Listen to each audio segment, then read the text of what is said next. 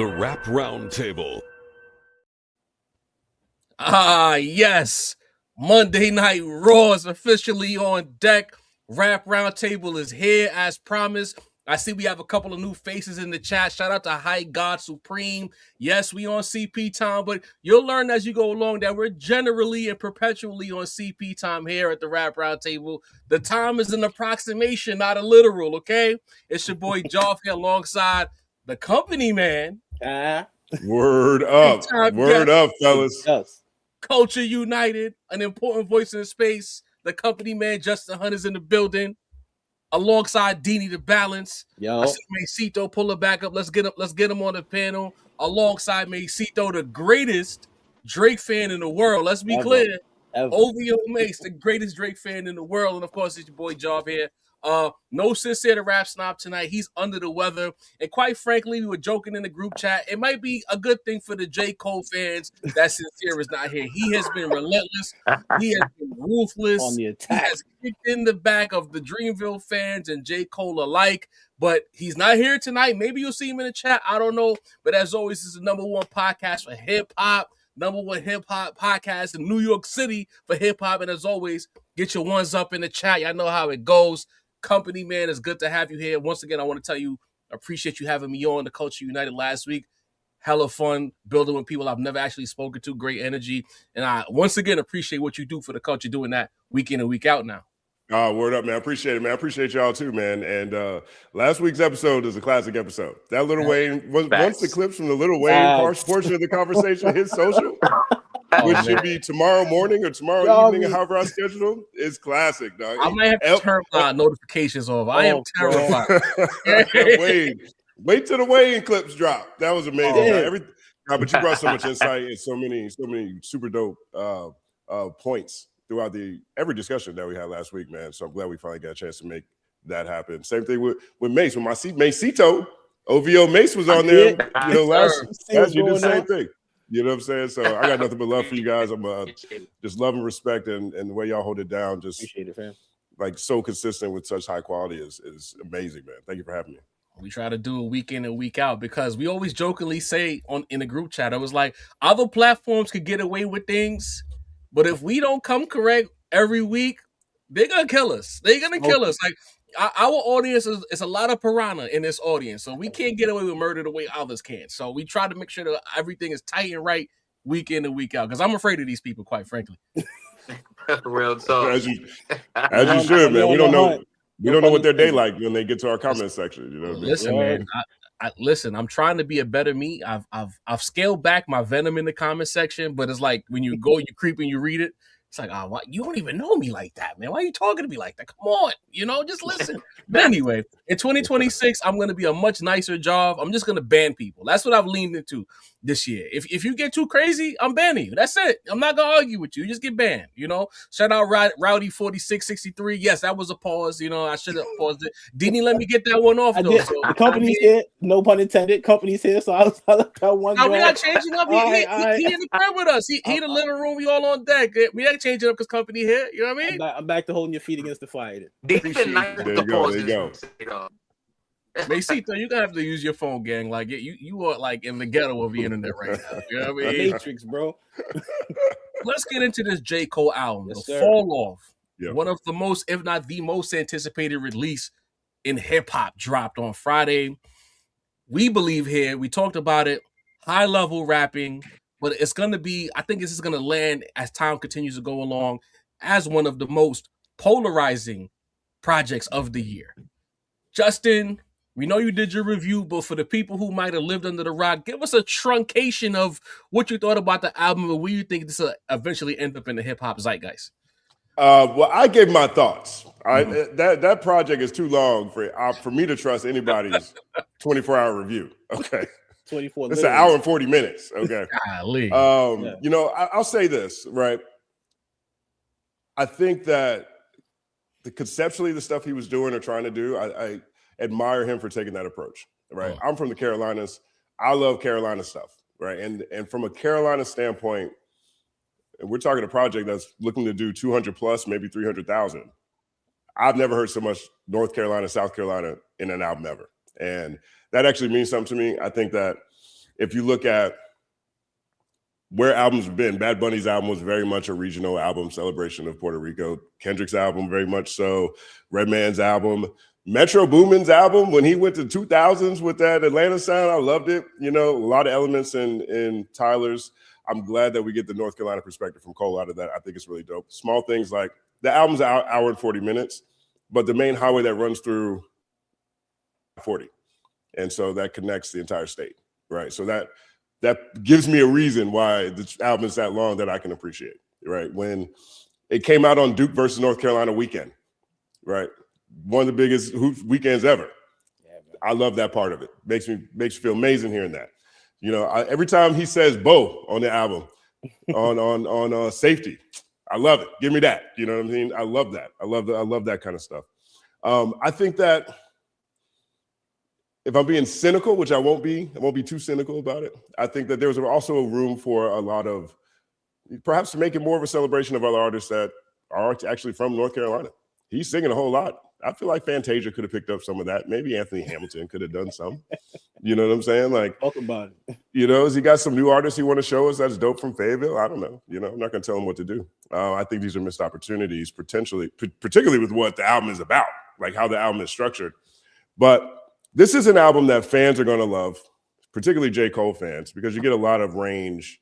You get a lot of insight more into some of his experiences that haven't really got laid out that way previously in his catalog. And then you get a lot of concepts that I'm starting to believe aren't very familiar with a lot of fans. And so I Love Her Again, I think, is a concept that might be new to a lot of fans, the way that I'm seeing some reactions online. I think same thing with the Falloff is Inevitable, the Nas track. I think that one is a new concept for a lot of fans. So he is introducing people to quintessential elements of hip hop history too at the same time. I appreciate that kind of stuff. Well said. You know what it is? I gotta learn how to like tap into my inner company, man. I just get on the internet and I just start saying how I really feel, and I don't filter it the way it should be filtered. But I guess that makes me me.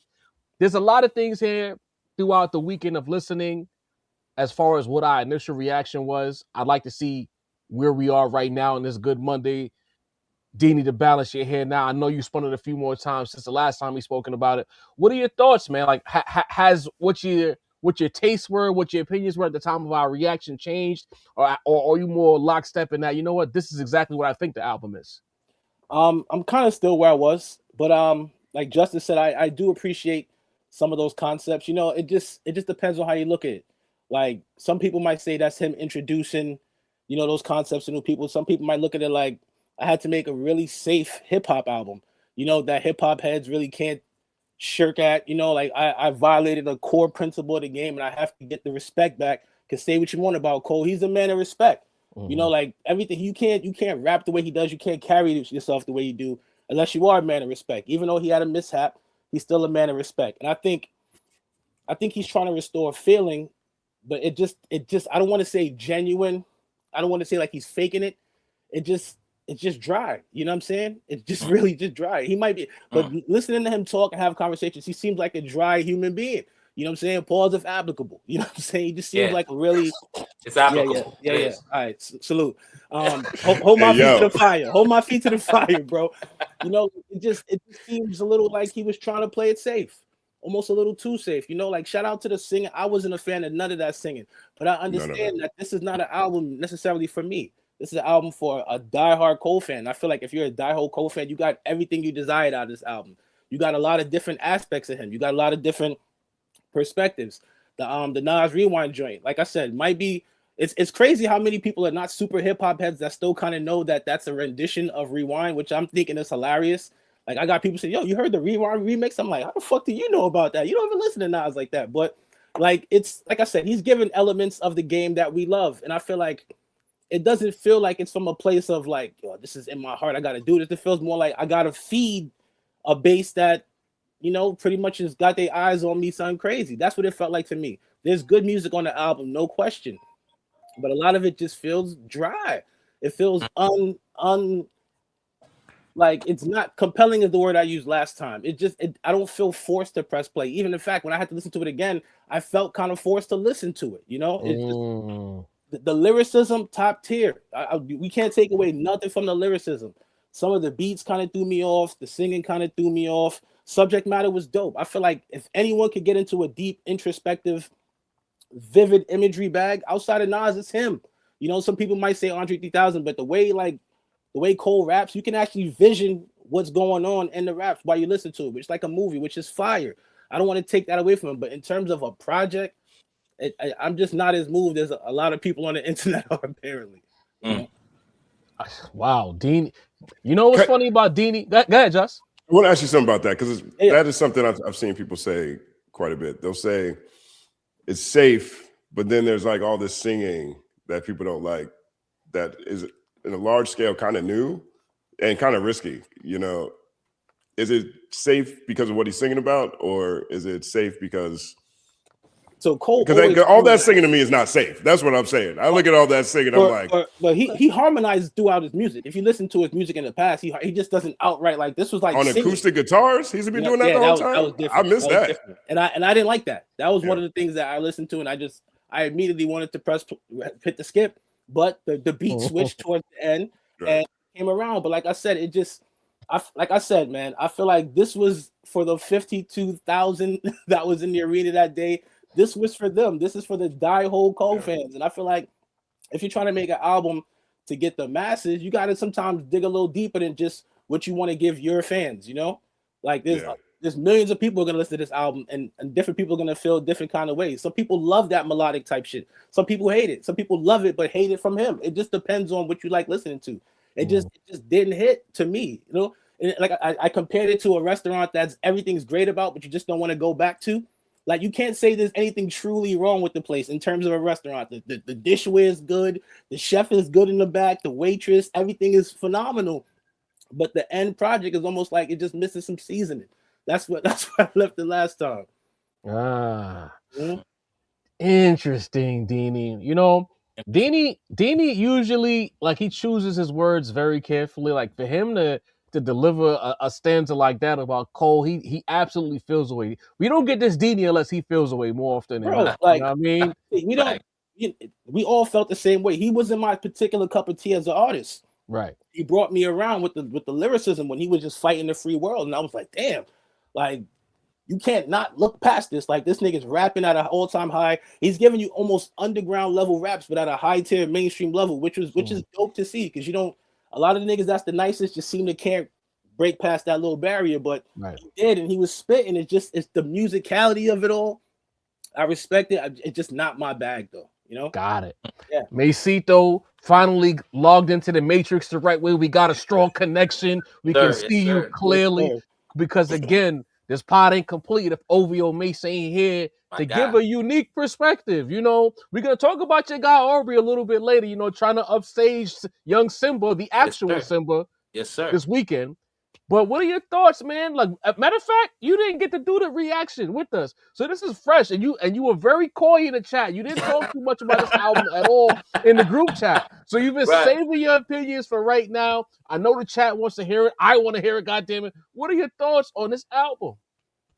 You know, my thoughts on this album are kind of all over the place, much like the album. To be honest with you, I'm glad that I wasn't there for the initial reaction. In retrospect, because that day I had a lot of takes to get off. A lot of them very similar to the ones that you guys delivered on that great live. Salute to, you know, the Friday lunch hour. You know how it go. But all right, let's start with the good, like that. How we do in 2026 in the rap roundtable. Obviously, the lyricism is incredible, right? And when you have a baseline for lyricism like that, I'll tell you, I don't think that it's possible to be a terrible album. I'm gonna be honest with you, especially if lyricism is a core tenet of what you believe in when you're listening to music. So, you know, I don't think, you know, the people who think it's terrible, the people who think it's trash, which, you know, I've seen those opinions. I just don't think that's I don't think so. You know what I mean? Too much care was obviously put into the lyrics, into, you know, thematically for a portion of the album, thematically. the concepts. Like, this is a person that's in the lab doing work, and I appreciated that. Also with how much we've spoken about regionality here at the Rap Roundtable and in the culture overall. All of us, a lot of people attribute GNX and Kendrick to kind of putting the spotlight on that. But since then, we've gotten that from, Metro Boomin down south in them. You know what I mean? We've gotten that over here on the East Coast with Nas and Primo. Like, people have been getting super into their regional bag. And I appreciate that from Cole, bringing it back to the dirt. You know what I'm saying? I can't say that, for me, I would know what North Carolina sounds like sonically, but he definitely, boots to ground made me feel like I know what it's like just having a regular day. I fear them 2-6 niggas, okay? I need to watch out. So, I appreciated that. I've never been like the super Cole fan, the Dollar and the Dream types, but, I feel like here, he's always obviously given an affinity for where he was from, but the way he kind of moves, some people thought he was still from New York to this day, right? You know what I'm saying? Shouts to St. John's and their alumni. But this album, he clearly was like, nah, I gotta make the people where I'm from feel a specific way, and I appreciated it. You know what I mean? I think we should get more of that, especially from the top artists in the game. You know what I mean? Along with, his, I'm not going to call it Eclipse-like rollout, but his rollout that he's doing, you know what I mean? He's selling them out the trunk. He's going to see people where he came from. I enjoy seeing that. Thematically, listen, I said right before the album came out that with this new caveat that he recorded that album from a specific time, and within the last, however many months, 18 months, 2 years, recorded the second half of the album. I said then I feared that the album would be a little uneven, and my fears were exact. That's the issue here, right? 24 tracks is a lot, and I get it, right? I get the whole doing it for your fans thing, and I'm not all the way opposed to that, but an artist like J. Cole, and this may be, just for him, he has more of a responsibility than that. I'm sorry, he does. You know what I mean? The whole world is listening to you, Cole. So when I'm listening to Cole, when I'm listening to Kendrick, when I'm listening to Drake, I'm expecting different type of things than if I'm listening to a Griselda, which the East Coast love. You know what I mean? The West Coast got there, like a YG or something. The West Coast want to feel that. You know what I mean? But it's these the big three artists, these huge mainstream artists, this artists that they keep telling us are leading the game. They kind of got to have a little bit more flair to their game. Jov with the classic elbow jumper reference, like, you know what I mean? Listen, when I go to the All-Star game, I want more than elbow jumpers. So there is an issue there, right? Very interesting that, like Dean's point of view, right? About a lot of it just being safe, a lot of it being vanilla.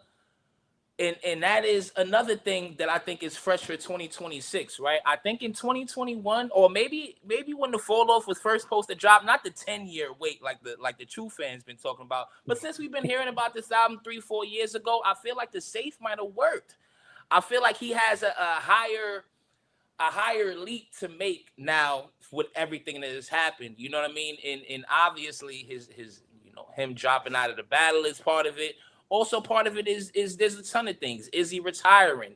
Does he have, static with this guy, static with that guy? So there's just a lot more caveats, and I feel for Cole in that sense. Because if a battleless hip hop where people were just waiting on lyricism, much like the game he reigned over in the early 2020s, this would have been enough. But it's like, nah, like in past years, there have been certain types of artists that get accused of doing the same thing over and over. They usually fall in the Little Uzi Verse, the Futures, the Travis Scotts, that lane of the game. And it was almost kind of lyricism was enough, right? It almost was like you being nice was enough to make people on Cole's side of the game seem like they were doing something extra. But with the last 2 years we've had post battle, and then the 2025 run of mass appeal, of you know what I mean, of the clips, of Kendrick's victory lap, the year that we've had, make it so that now the lyricists are getting those same type of judgment within their music. So it's like Cole is kind of like a Carmelo, right? Like he went, you know, he used to live in an ISO world, and now it's ball movement, it's 3-point. It's a 3-point game. You know what I mean? It's floor spacing. It's like what you did 5 years ago would have been enough, but it's just not enough now. And it's a compliment to J. Cole because we believe that you can get to that level. You're somebody who we look for, not just, you know, the run-of-the-mill raps, lyricism, you know what I mean? Always trying hard. No, we expect you to be somebody like, you know, I don't want to be the guy to bring him up, but Sin ain't here. A guy like Kendrick, you know what I mean, who's constantly flexing his creativity, who's constantly reinventing new flows, trying to push himself to a different level. You know what I'm saying? I didn't get that from Cole on this album, and it is the standard that I hold him to. So I can't help but being a little bit disappointed from this album, despite him being as sharp as he's ever been lyrically, despite him, you know, getting a little bit out of his production bag. You know, I know a lot of us don't want to hear J. Cole over J. Cole ever again, but you know what I mean? He did get into his Alchemist bag. He got with a couple producers we wanted to hear him with. So it is a general step in the right direction, but it just wasn't enough. You know what I mean? This was an event album. All of hip hop was listening to it. The same, I believe, probably the last time was Light Years with Nas and Primo, but we all were waiting at 12 o'clock. What's this falloff going to sound like? Where's he taking it? You know, who's he going to take shots at? And we didn't. I don't think that we got fulfilled in any area. I'm going to be honest with you. I don't think you pause. Yo. D? Yellow flag? Hey. That's a technical foul. You're gonna, you know, clear the area, let them shoot the free throw. That was a little, you know what I mean? Heinous, I'm not waiting up at midnight for no man to fulfill me. Okay. All right. Damn it, man. As long as I don't get ejected, pause. You know what I'm saying? No ejections. I take the tech. You know what I mean? Well deserved. But yeah, so for me, it's just like J. Cole. You know, heavy is the head. I'm sorry. You know what I'm saying? If you want to be the king of this game, if you want to be somebody who we look at as the top of this shit, then yeah, we're going to judge you a lot harder than we judge, you know, Benny the Butcher. No shots. You know what I'm saying? That's just how it is. So, it's just, it wasn't enough. You know what I mean? And I say that respectfully, Cole, because there was some moments where I was like, this is the Cole I was waiting for. But it wasn't consistent enough, especially with a 24-track album. I know there was interludes and all that in there, but that's a lot of music. No, but for it to be underwhelming. They were individual tracks, though. You know what I'm saying? The interludes weren't the track numbers. The interludes were made the songs longer. Yeah. Right. Yeah, man. That is no reprieve. Okay. Look, and you know what? And that was quite the choice, because when we were talking about it on the Culture United, I had floated the idea that maybe in this modern era, that some of the songs would be like 2 minutes, we've been getting those 2:19s, those 2:30s on the songs. These were 3-verse full-length songs. Yeah. And I'm like, all right, it's just this one. Maybe this too, he'll modernize it. No. It was long songs from 29 through 39. So it's a tough spot to be in for J. Cole. And, you know, Friday I came on a pod and I said that the music or the album, very vanilla, and maybe I took it a step too far when I said that his career has been generally vanilla. And what I mean when I say too far is everyone doesn't understand what you mean when you say it. Like vanilla doesn't mean bad. I'm not saying that the album was bad. Vanilla just means that it's one note. That's why I tried to use the other ice creams. Like, you know, you get your pralines and cream. Pralines and cream, you got a caramel ice cream with the caramel syrup and some sweetened candied peanuts. You know what I mean? or I think it's peanuts. I'm not 100% certain. But the idea is you have it's dynamic flavors. It's a flavor bomb, if you will.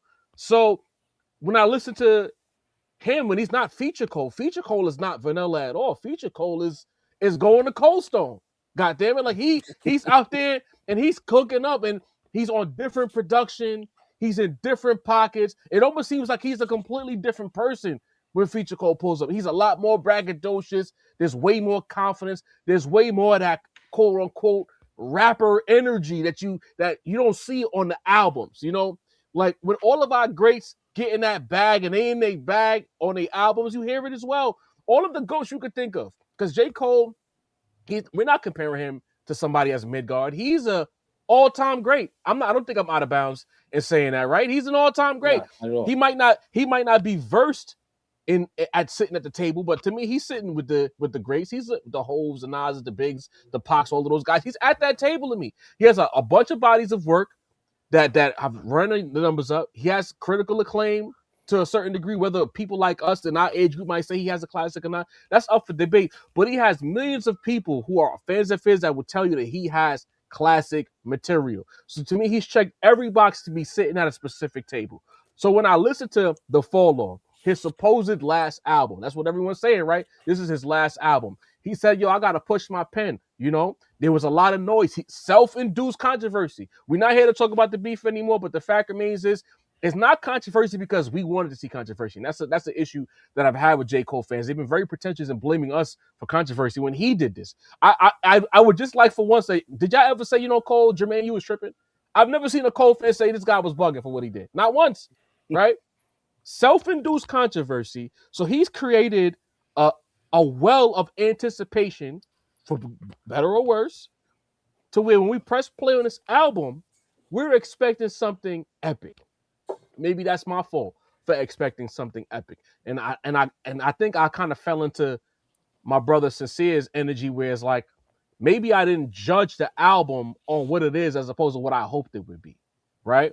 As a lyrical performance, S tier. He rapped his ass off throughout this album. I came away once again very impressed with his ability to rhyme. Like, again, I've had a few moments, and I can say it safely because Sincere is not here to roll his eyes.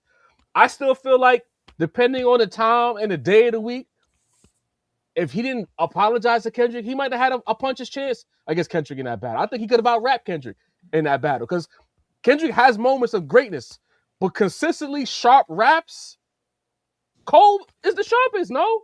To me, conceptually is what separates Cole and Kendrick. But if we're just talking about rapping, Cole, there's a conversation. I might get jumped by the Kendrick fans, but it's cool. I don't mind getting jumped. But to me, that was a fight. If you're a purist, that is the fight you wanted to see. To me, Drake and Kendrick ended up being one-sided. That was, how do you explain it? Terrence Crawford and Errol Spence. To me, Kendrick and Cole would have been Terrence Crawford and Canelo Alvarez. Maybe Kendrick wins late in the fight. Maybe outclasses him by the 9th round. But it would have been some good shots traded. Going back to this album, like, the space has definitely changed. And I think that what I was looking for was for him to take the sonical vehicle that's carrying the album. Because everyone always likes to argue and say, oh, as long as the lyrics are good, that's all that should matter. It is a rap album. I've always said, no, it is a symbiotic relationship between the beat and the rapper. What you do with the beat again, Nas, if that was the case, Nas would have 1,000 classics. But Nas fought against allegations of picking poor beats throughout, right? You have to have good beats. And it's not just I pick 24 slaps. Nah. What layered instrumentation? If you're going to go in the deep route, in the storytelling route, and taking us into North Carolina, right? Let's really go to North Carolina. Let's get deep into the soundscapes of NC. You know, we had some skits here or there, but I would have liked, and selfishly, I'm speaking from a selfish perspective, I would have liked for him to take a Kanye West approach to concepts with this album. Like, really lean into building a world within North Carolina, not just the guitars, but the skits. I want to hear people talk. Go to your old block, talk to an old head from North Carolina, dude that's like in his 80s. Get in your West Side Gun bag. West Side Gun does a good job of taking you to Buffalo every single album, taking you to a wrestling event every single album. Like, everything, it just works. It's ear candy. And that's something that Didi and Mace could speak to as far as me. To me, ear candy is very important to albums. You know what I mean? So when I'm looking at this project, I'm like, all right, I just felt like one note.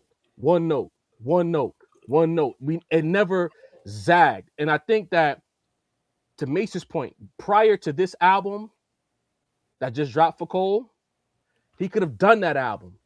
But to me, the game has upgraded. You know what I mean? We are at iOS 26 now, 26.2 to be exact. And if you look at the elites, if you're comparing J. Cole to any other rapper in the league, This no conversation. 10 out of 10. The fall off, super classic. But if you're looking at the landscape right now, and we're only comparing elites to elites, what GNX did as a sonical adventure, along with S-tier rapping and great features, we were in the West Coast, and he still got to be introspective. We got moments like Reincarnated. We had Shorty singing in Italian, or was it Spanish? I'm not 100% sure, but it was moments, and those little moments added like breaks to the listening, but it also created connective tissue. Where was that on this album? You look at what Let God Sort Them Out did. They didn't take the GNX approach, but what Let God Sort Them Out did was, we're gonna go extremely emotional, extremely dynamic with the concepts, the beat selection, the song structure, and the sequencing of the album. So every time you think you got a good idea of what this album is about, we're gonna change the conversation with the very next song, right? I'm listening to 29 and 39, both discs, and I'm just like, well, yes, I said, Italian is not that far from Spanish. I don't know if you know that. Oblivion. They're really close. It's very French very too. Close. You know what I mean? I don't know if you know that, but the words sound the same. When I listen to this, I'm like, good. It was a lot of good. Where was the great? And I think that's why I came through a little more salty coming off the initial listen. I just want more for J. Cole. I think there is another level of greatness that J. Cole can ascend to if he just leans in, and maybe it's not him producing. Maybe it's someone else. It's time for someone else to be the ear, not just the beats, but to just be the ear in the room, the executive producer, the creative consultant, to say, instead of doing it this way, well, let's step outside of your comfort zone and do it that way. And that's what I'm looking for, because he's so good at rapping, but he doesn't have that one album that you sit back on for the heads, not the Cole fans, the heads, that we can sit back and point to that album and say, yo, that shit right there, stupid. Like, you think about it. Kendrick has a couple of those. Jay-Z has Reasonable and Blueprint. Nas has about 4 of those. You could say it's Illmatic, It Was Written. You can flip a coin between Stillmatic and Godson, and you can think about King's Disease 3. Those are 4 different albums where it's like, this is that thing. Mm-hmm. All of the GOATs have these moments of grandeur with an album that we could point to and say, that changed the argument about rap right there. And I don't think this album did that for me, Company Man. And I'm babbling, I know I'm talking a lot, but I just felt like he is too good to he took a safe route. Yeah, there was some acoustic guitars that he was singing, but I guess for me, it's like, I've heard him sing before. Even if it wasn't on this particular instrument, I've heard the singing, and it's just like, it was too drab. Like, it was gray paint. Well, throw some blue paint in there. A little bit of pink in there. Put some clouds on your wall. That's all I'm asking for. I mean, I'm trying to be positive, People, as a North Carolina representative. I'm trying to be positive, I think I'm very interested in what this album sounded like, or where it was the day before Like That dropped, because I love the Carolina moments, but at the same time, they do feel a bit retrofitted, right? Like, yeah, he does a great job of shouting out a lot of stuff around the Carolinas that make me feel good. A lot of stuff's left on the table. There's no features, like you said. There's no, outside of Cole's personal experiences, there isn't very much that just generally represents what's happening in the Carolinas. The Pac and Big song is another reason that makes me feel like it's retrofitted a bit, because I'm very curious if that song existed before Like That dropped. And if it did, like, to me, that's a distraction. I talked about this in my video. I'll be quick about it.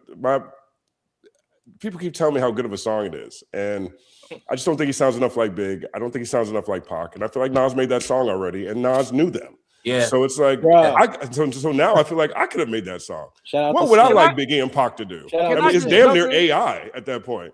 Can I just jump in real quick? And that's the thing.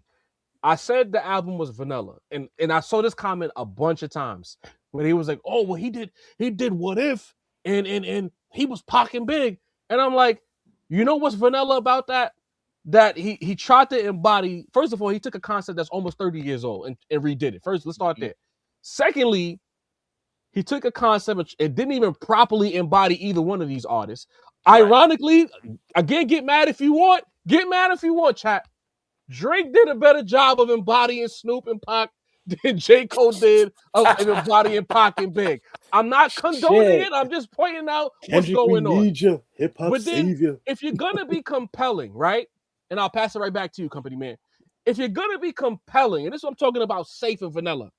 If you're going to be the two of them, right? Considering what you just did 2 years ago in front of your people, why not do a concept record with the two of them where they actually have the battle?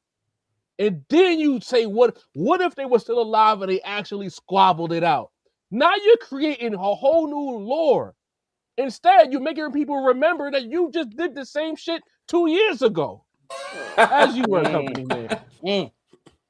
Right. I mean, and then just the sheer number of covers. I don't necessarily find Safe, coming from Cole. Like the guy made. I can't believe I let Nas down, right? And I thought that was actually a really vulnerable, sort of pioneering kind of thing to add to the lexicon. Oh, let me write a song about how I let down my favorite rapper, right? Did it again. And then, but now we're over here with the Biggie and Pac thing.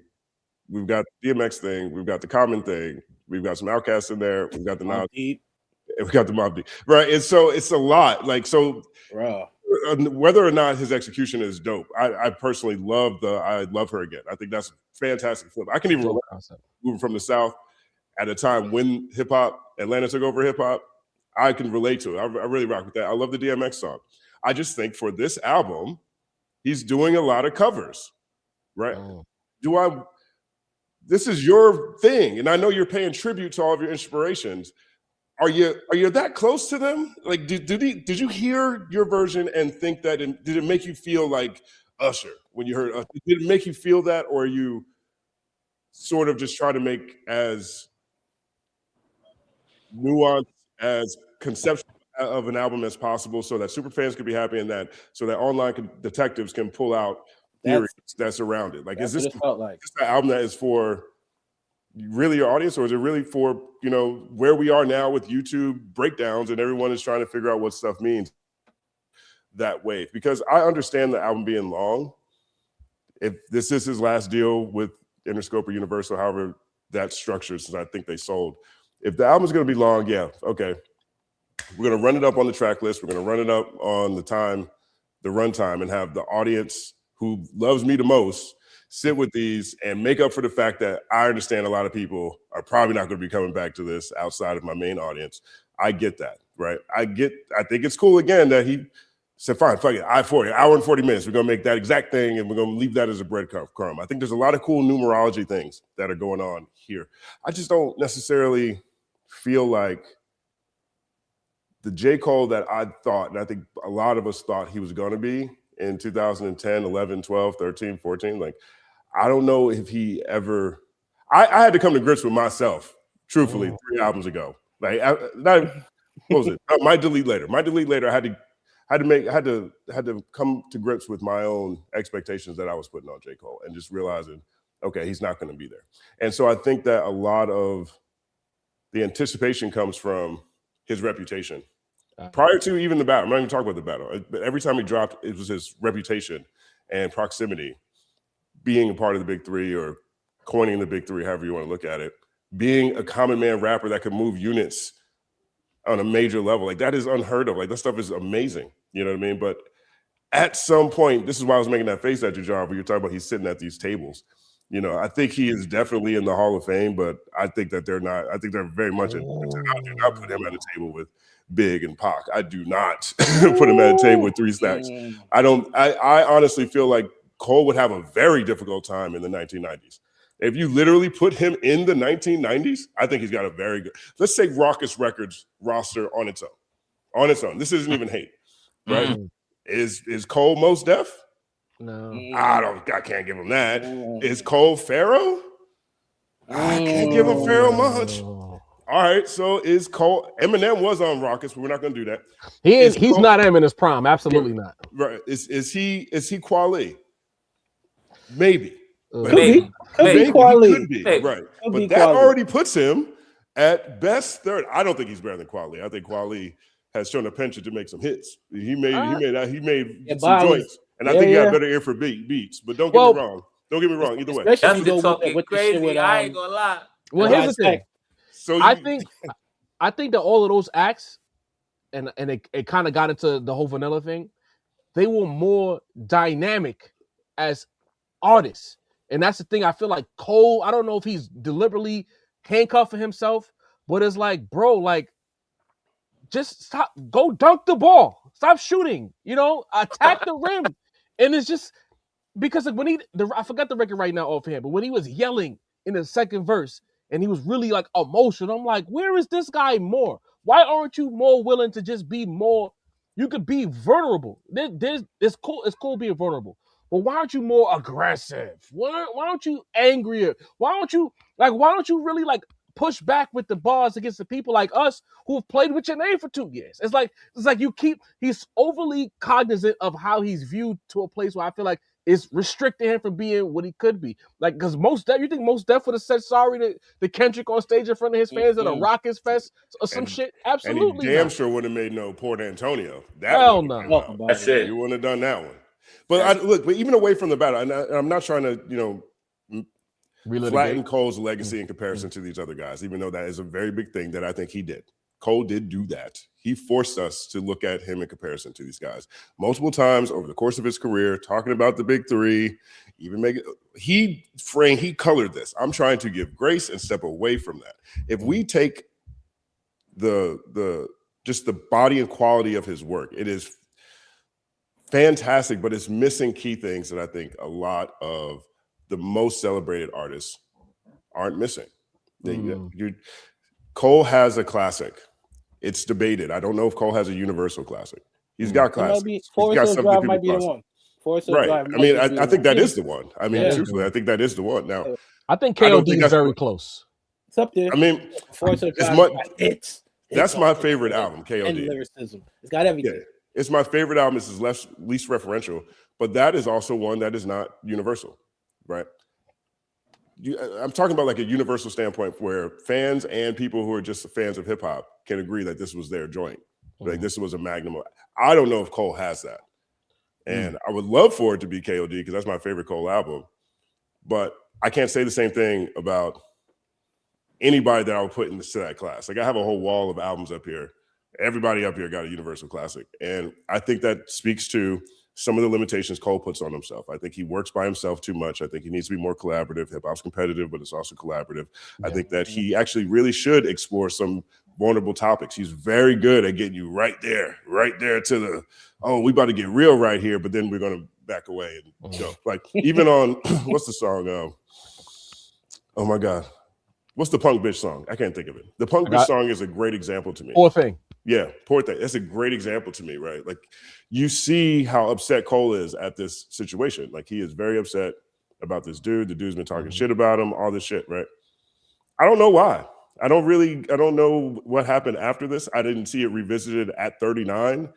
The internet went on a scavenger hunt to find the guy and figure out what was happening. But like, I feel like he could have explored that more. Right? How does it feel to lose your friend? Same thing with the homie that went to A&T and came out the closet, right? It's like you're talking about how y'all treated him badly, but it's not necessarily in a way that captures like whether or not you really like. I don't hear the regret.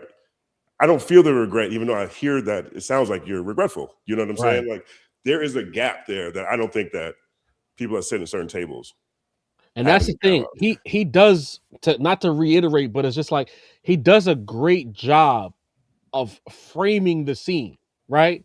Like he if it was Hollywood, he'd do good at storyboards. But as far as being a director to bring that storyboard to life, he can tell the story, but like, is he gonna shoot it?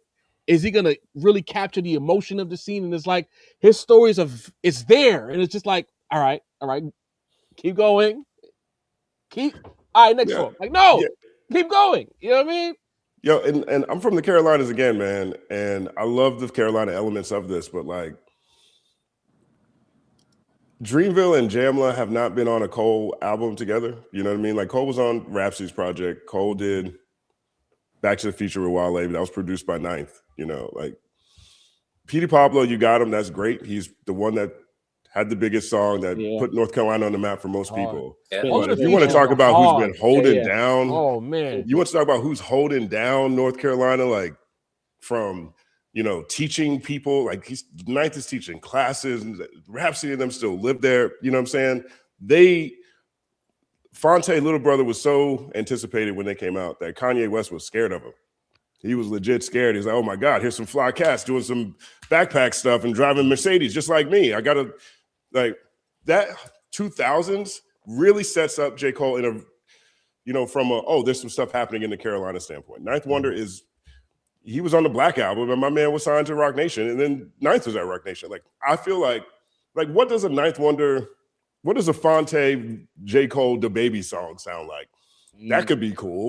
You know what I mean? Like, that's where my mind goes. But then again, we have Cole, who is someone who does, and I can respect this because I'm an only child, right? So he likes to work alone. I mean, I am too, but I got a whole team here. Right. Okay, right.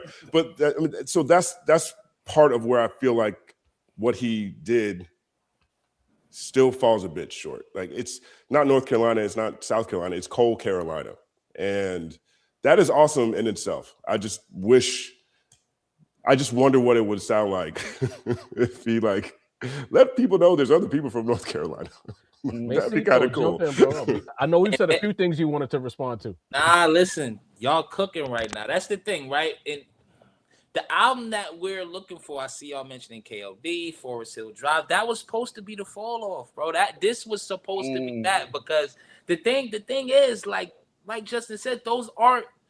Forest Hills Drive is the favorite J. Cole fan J. Cole album. I haven't had multiple conversations with people in real life about Forest Hills Drive. Whether it not even saying an automatic classic, but even like in a conversation of, do you think this is a classic or not? Forest Hills Drive is not an album. Me and John have spoken about KOD more than we've spoken about Forest Hills Drive, right?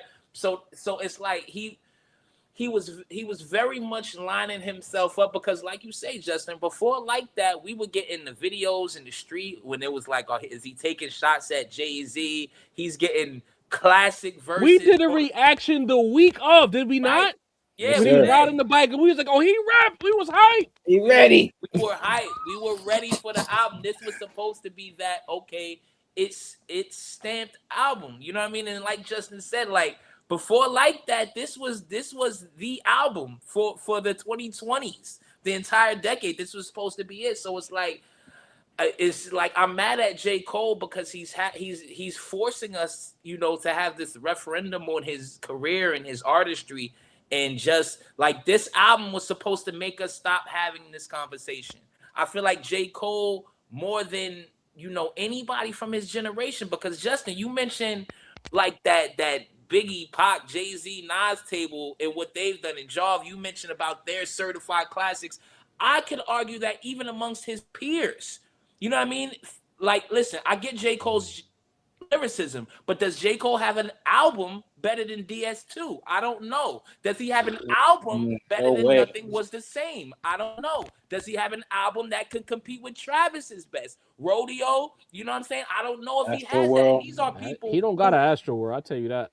And these are people that we would say don't even sit at that table. And I'm saying that Cole don't even sit at this table. So it's like it feels weird because of an artist so good, and this is rap at the end of the day, and he is a better lyricist than 99% of the people that he's, his peers, I'll say, not people before him, but people who've come out after them. He raps better than the large majority of them. So it's like, is it his artistry? Has he never immersed himself completely into the music? Has he always had this noise that's going on around him that's stopping him? The LeBron James fourth quarter corollary. You know what I'm saying? Like, he's overthinking it. You know what I'm saying? So it's like, I'm upset because we're supposed to be, dissecting the album, just the album, before its greatness or maybe its lack of greatness. But the way he's dropped this, what he's produced, has made us kind of want to look at his entire output of his career, and that's his fault. I mean, even with some of the songs, like Lonely at the Top, makes it feel like he made it to the top. Now, I understand, like, yes, he has made it to the top of the industry. He's made it to the top of where most reputations ever get, right? But for the top of how he has described things over the course of his career, I wouldn't say that he made it to the top of that. I think he got very close and and decided that he went high enough. And perhaps that's a more introverted song than it sounds like. But he still has us in that mode. Every time I kind of forget and I'm just singing into what Cole's talking about in some of these stories, then he'll say something like, I'm the future. And it's like, oh shit. Wait a minute. That was strange. I'm like, oh, we were talking in the present. But I think one of the things that really hampered this project is just the psychological toll walking around for 10 years in your head saying, and then the falloff drops, and then I'm gonna drop the falloff, and then it's gonna be the falloff, the falloff, the falloff, falloff, falloff, falloff, falloff. I think like that psychologically, choosing the name the falloff is now projecting falling off. And I don't know if that was necessary to conclude this series. You know, like when LeBron retires, I'm not going to think about him falling off. Like when Jordan, I don't think about Jordan as being someone who fell off. I don't think about Kobe as being someone that fell off. There's all kinds of people in the Hall of Fame that indicates retirement or moving on to another aspect of your life without having the energetic weight of predicting your demise be such an integral part of a story that you're still writing. And perhaps that's the performance art element of it. I just don't, and if that's the case, I would rather a bigger explosion. Like make it a really, really fall off. Like really make me feel what that feels like, because I still don't know. And that's what I mean. I want to get to Dini in a second, but that's what I mean. It's just like, put the album on, right? It's like the opening intro. If you're going to fall off, let's lean into it. Think about the Black Album, how Jay, even though maybe he really believed he was retiring. I never believed him, full disclosure. But the way he formatted that album, like the song December 4th, how it intros, the What More Can I Say's, and how these songs play a role in world building and really allowing you to immerse yourself within the subject matter. I don't feel like he did that. I think he rapped well, he made good songs, but there wasn't enough immersion for me. Like you falling off, right?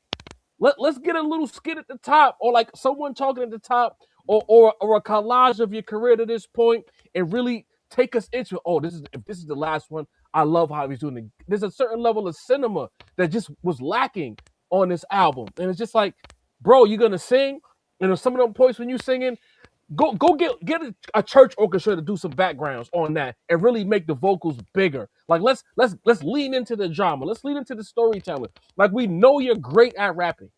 You're gonna give us an hour and 41 minutes of the fall off, then really make it as big as it can be. And I felt like this was safe. Like he did what he's good at. Even the odes to hip hop. When I say safe, I mean, all right, we hear the sample. We know exactly what. All right, cool. We know exactly where you're going with this, and it's like, do more. Like, you know what I mean? But Dini, like, how would you construct it? What would you have liked, I should say, from this album to really level it up in a way? Compellingness, bro. If that's even a word, just the ability. Like, you know what I feel like, bro? When I listen to it, I'll go away from it. You ever seen? All right. To me, the greatest dance I ever seen while performing was Mike Jack. You know what I'm saying?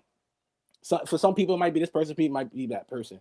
I feel like he's like Usher. And Usher is a better singer than he is a dancer. But Usher still can dance his ass off. But you just don't dance like Chris Brown. You get what I'm saying? Like certain niggas, when they dance, every movement encapsulated in the dance is art. Like even Michael Jackson kicking his foot around to do the spin, bro, was art. The little hand gestures, you know what I'm saying? Like shit, everything about it just was art. The standing on the tippy toe shit, it just everything looked immaculate. And I just feel like he just can't muster that. You get what I'm saying? Like just how some niggas could put on an outfit and just look cool, and some niggas put on the same exact outfit and just don't look good in the outfit, even though the outfit could be a $10 million outfit, could be Louis, Gucci, whatever. Just some niggas just don't got that swag, I guess the word would be. I think that's what it is with Cole. Like even when you mentioned, like, Just said it.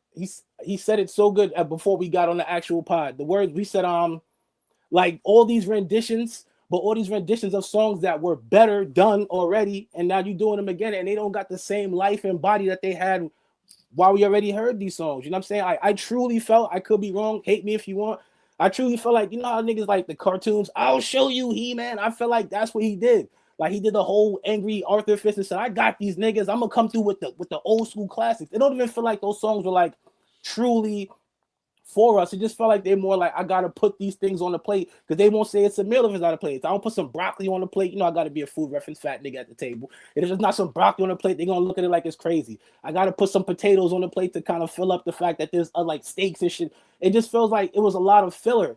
And I know it's not filler, but it just don't feel authentic. Oh! Are you saying there were empty calories on this album? Yo, bro, like vanilla is the word, the way you described it. It just felt so plain Jane. Like, you know, you see a rollie with that rollie with no ice, but it's still a beautiful rollie. It was like that, but you know what I'm saying? Like, it's a good timepiece. You know, not to say a rollie need diamonds, but it just missing diamonds to me. You know what I'm saying? It's missing shine. Like, and you can't. It's hard to tell a person like what to do more when he's doing everything right in terms of what you want from a rapper.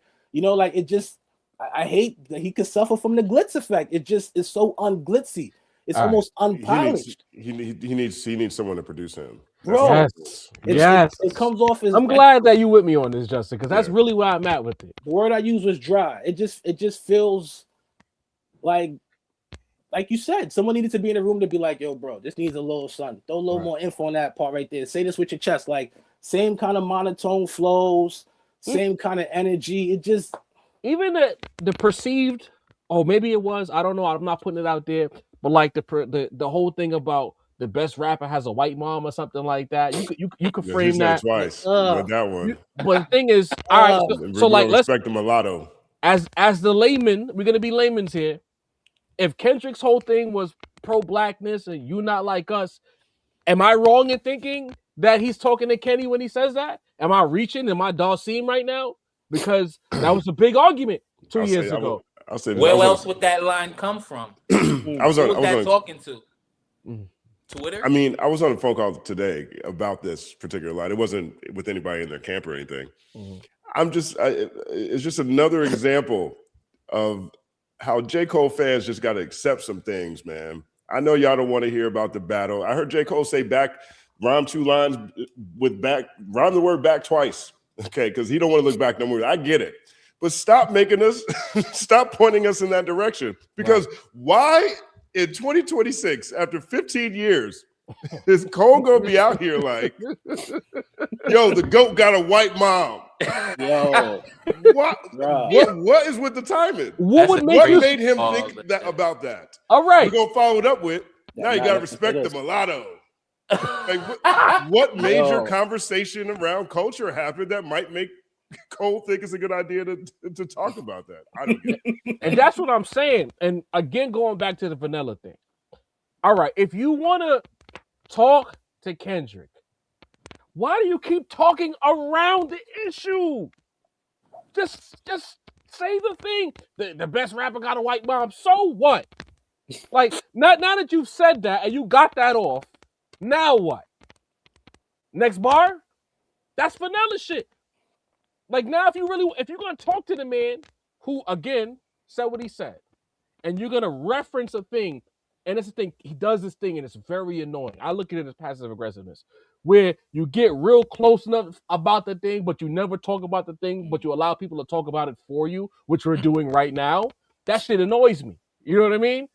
If you're gonna do it, talk to the guy himself. Like, or say something clever like, since when culture got to dictate what your parent looked like, or something like that. If you're gonna have a philosophical debate with Kendrick, go right at him. The white mom ain't enough, because now you know what I mean? Because now you're asking us to talk for you, or the fans in the comment sections, them aggressive, well-educated two-parent home J. Cole fans who love talking hot in comment sections.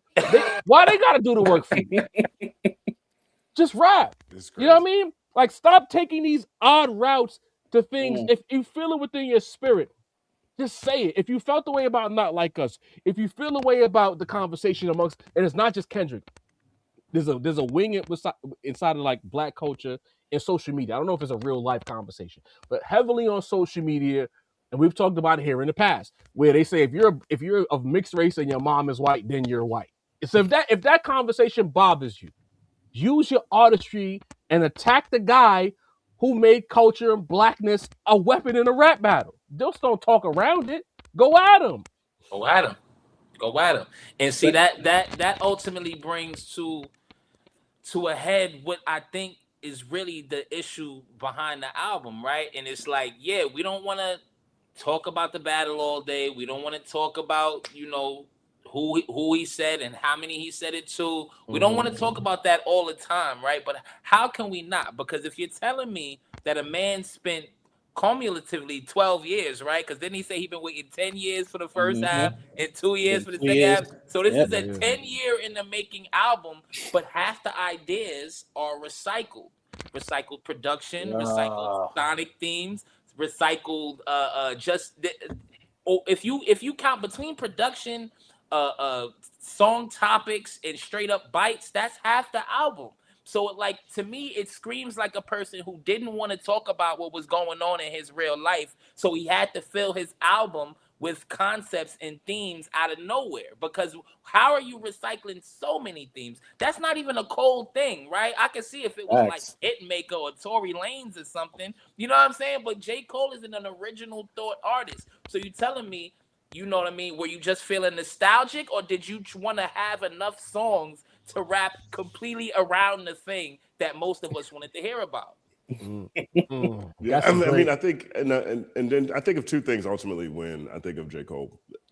With this conversation around how elite his pen is, how well he can rap, the storytelling, half is what you say and half's the style.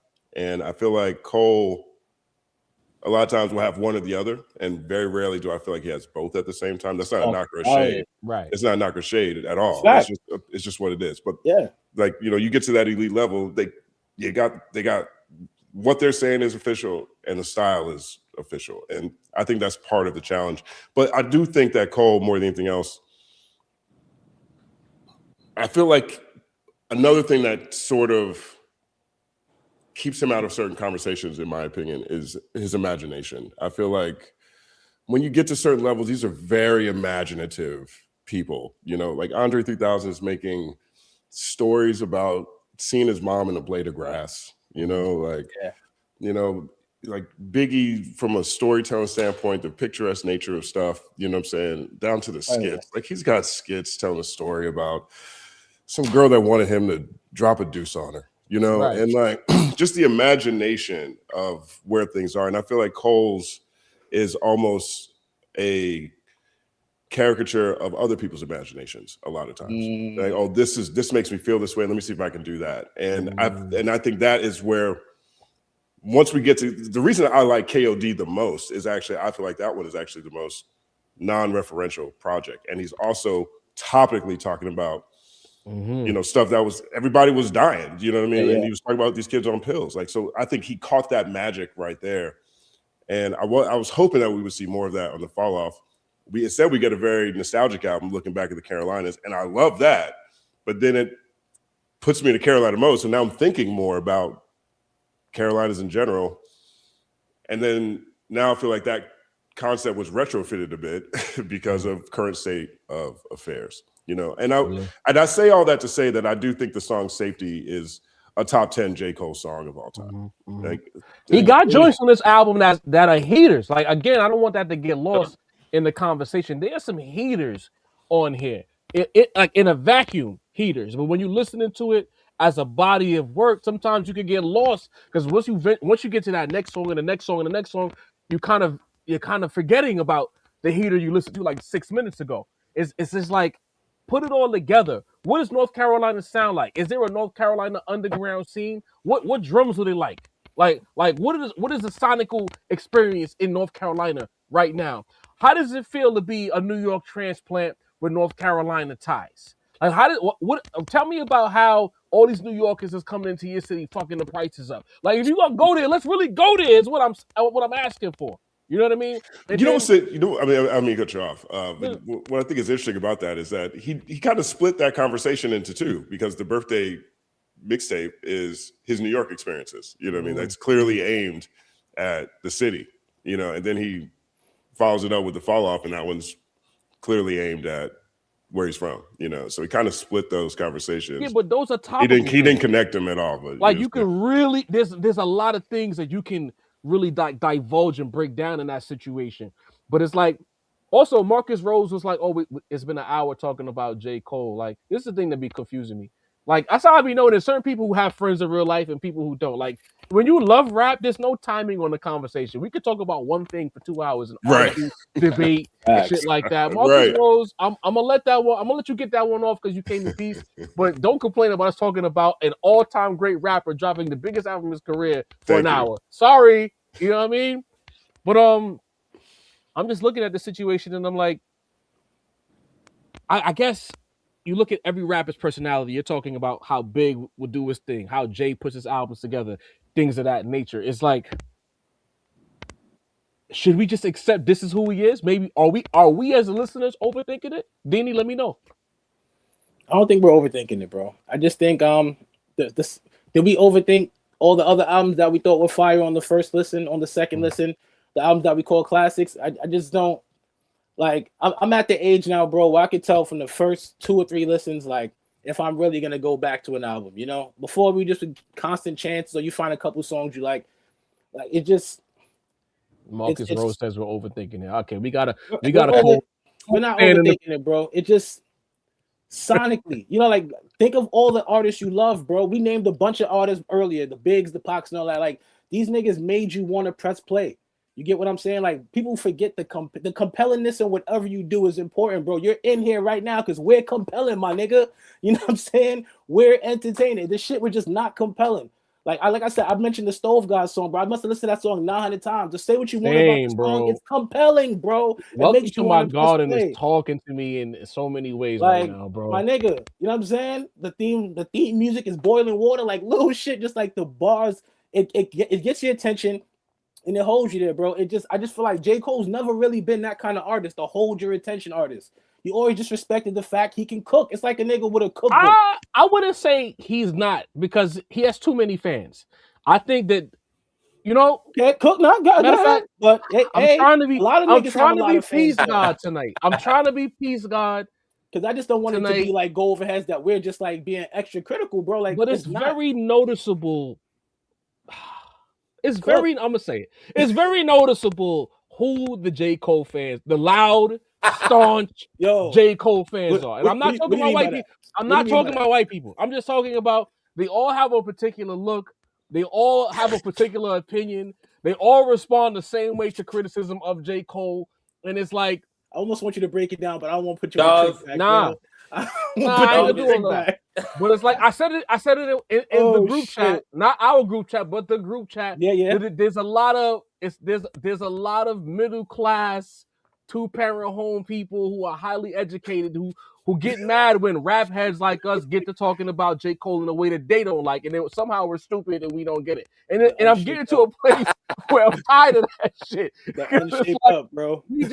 We want a certain thing from our artists. You know what I'm saying? And what they don't understand is that we actually like your favorite, and we think he could be really good. We're not dumb. We just know what great rap sounds like, and what a great rapper is supposed to do at this point in his career, a 15-year-long career.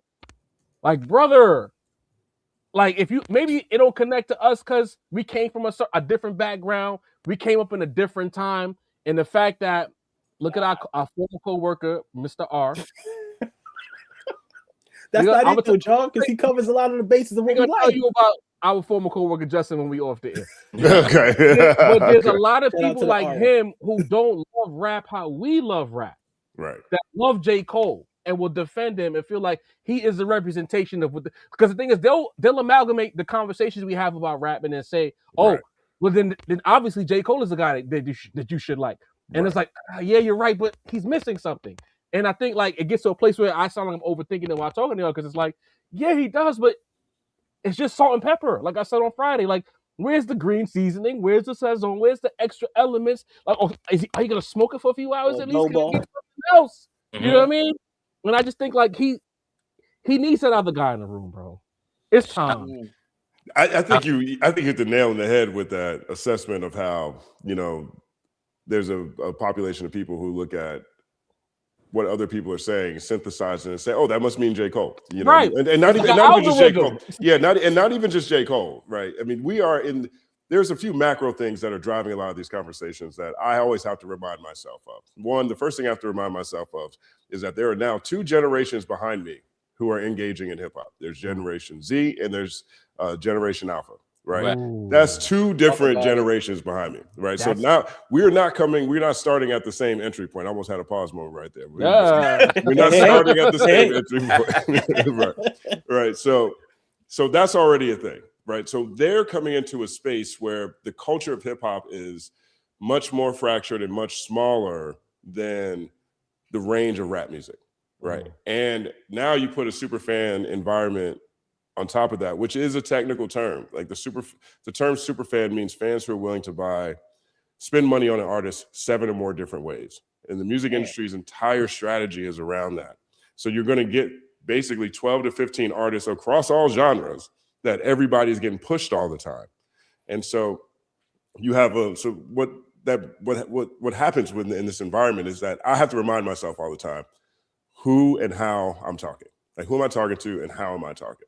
Right. Because, also these generational differences are taking place across screens. Now, Gen Z came up with school shooters. No, school shooters. We had fire drills, we had hurricane drills. We had one earthquake drill just in case we started having earthquakes. Like, 'cause we didn't even have earthquakes, but it just showed us how it went. We didn't have no school shooter drills, so shooters, like, so the way millennials might have did that, Justin. I ain't gonna lie to you, man. Millennials might be the school shooters. Sometimes it be like that. Hey, sometimes it be like that. You know what I'm saying? But at the same time, so when you get to you start looking at it, you got this generation who also is taking classes over Zoom. Communication goes differently. Critique feels like hate. And that block button becomes very reflexive for people who don't necessarily want to deal with what they don't understand, right? And I just saw this article on the Daily News the other day talking about Gen Z is officially the first generation that has a lower cognitive ability than the previous. I saw that. Yeah. So it's actually a thing. So when we're talking about hip hop, we're talking about music, we're talking about artists, we're talking about critiques. There's potentially 2 generations that are reading this whole entire discussion the opposite of its intent. And so therefore what that does is ends up fracturing more people from either everybody's a hater or it's classic, every weekend. And so basically so no in between. You know what I mean? So I try to, I think about this more consistently when I actually present ideas in totality. Now, if I'm just on live stream or if I'm, whatever I'm doing is what I'm doing.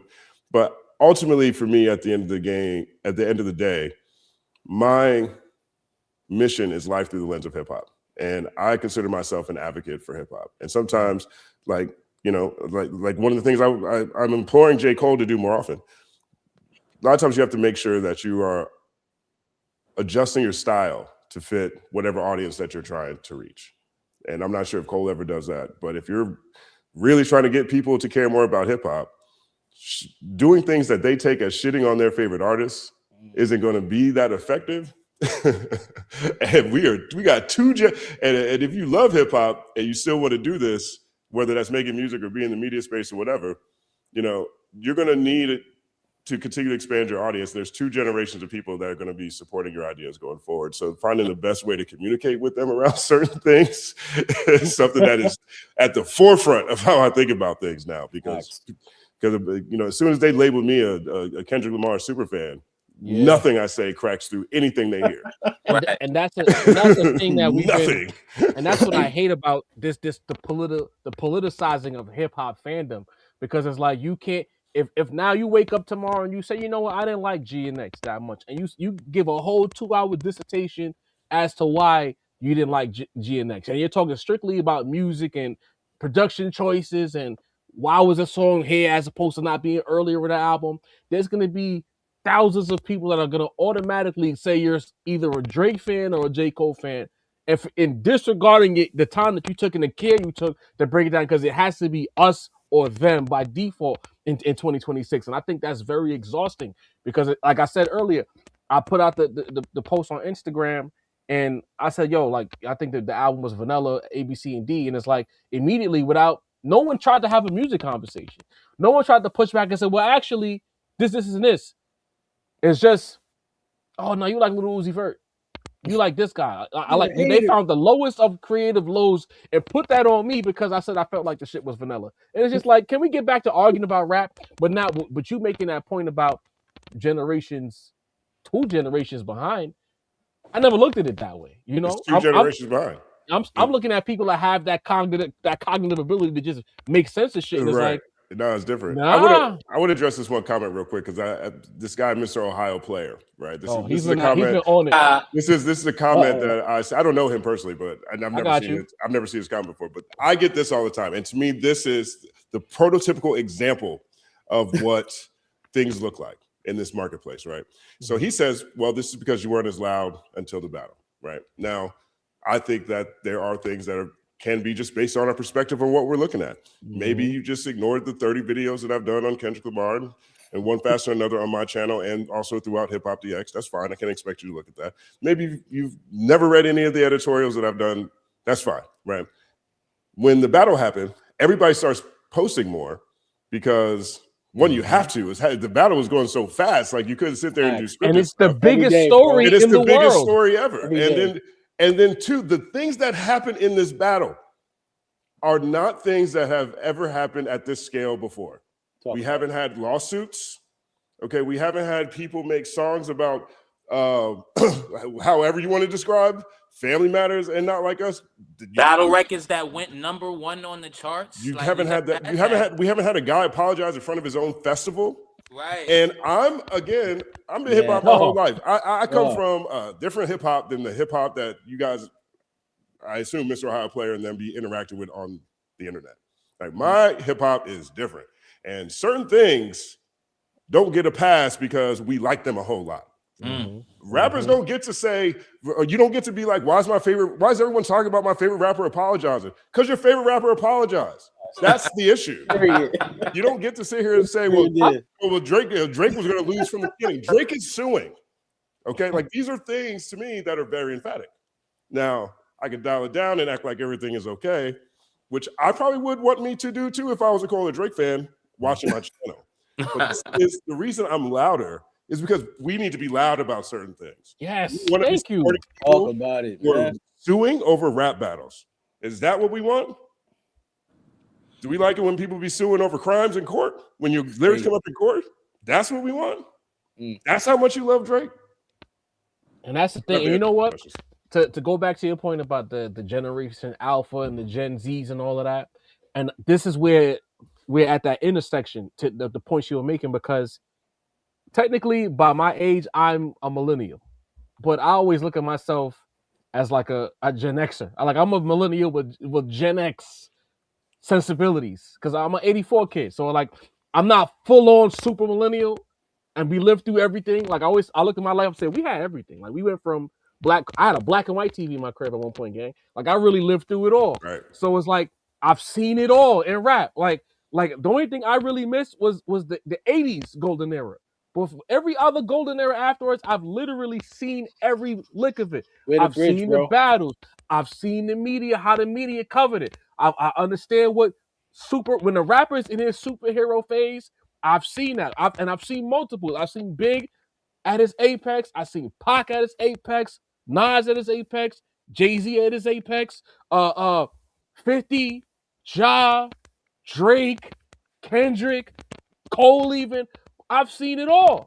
So when we get to talking about certain things, it's not about fan bases. It's about, because we've seen it all, we understand what it's supposed to look like. And when it doesn't look like, or in a situation of J. Cole's recent album, it doesn't sound like what it's supposed to sound like, throw Kanye in there, because Kanye gave all of these guys after him the blueprint of how to really make a near perfect album. And when we get into that, yes, Fufu you, I'm 41. I'm glad to be here. I'm a black man in America. I got to 41. God damn it, that's a good thing. That's a long way. In Brooklyn, for real. Okay, trap nigga. So go listen to some old rap songs. They were surprised. Will I be alive when I'm 25? Before to cut you off, Job, just real quick. like that age, I say around 33 to like 40 is the bridge that connects like from the old to the new shit. We was analog and still digital. We was the niggas that could listen to the 90s shit and still love the 2000 shit. You get what I'm saying? Even up to the little Uzi verse, we can still listen to those niggas. I feel like niggas 45 and older, they just can't get down with that shit. And the niggas that's like 30 and younger just can't fuck with the 90s. It goes back to what I was talking about on the Culture United. When I tell you I hate second place trophies and participation trophies, I think a lot of the opinions about rap is because they were birthed in that. And we're all here, we're all a part of it. When we grew up, we had to be good. Even amongst our friends, if you couldn't play basketball with your friends, they would laugh you off the game. Even if you were playing Utah, you wouldn't get picked. If you couldn't catch the football while playing street football, you had to stand on the side. They would take your ball and play with it, bro. That's how we came up. So it's like when y'all getting y'all participation back. Oh, well, he tried it. It's a really good album. Yeah, but it's not good enough. It's not for what he's trying to be. And we're also coming from this. We're coming from the same perspective as these artists. Like these particular artists, like Cole is one of us. Yes, like for where he's coming from, he knows better. We're not pointing finger at him. He knows what's happening. He knows what it is. That's why he's pointing fingers in his raps all the time. And I'm not trying to say this as a shot, but he's pointing out what other people are hating all the time. He gets it. You know what I mean? Like it's part of what it means to be a part of this era, this generation, and a part of hip hop, not just part of a fan base. And I respect people who are part of a fan bases. I just don't respect their opinion.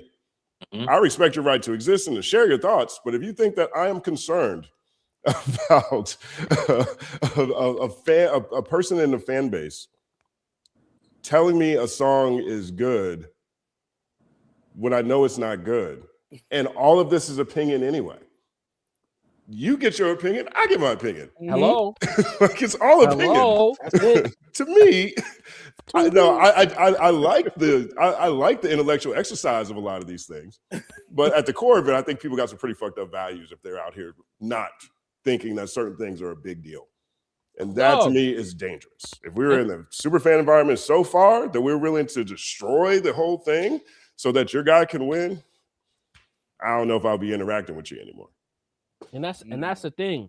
Cole at 40 or 41, I don't know his exact age.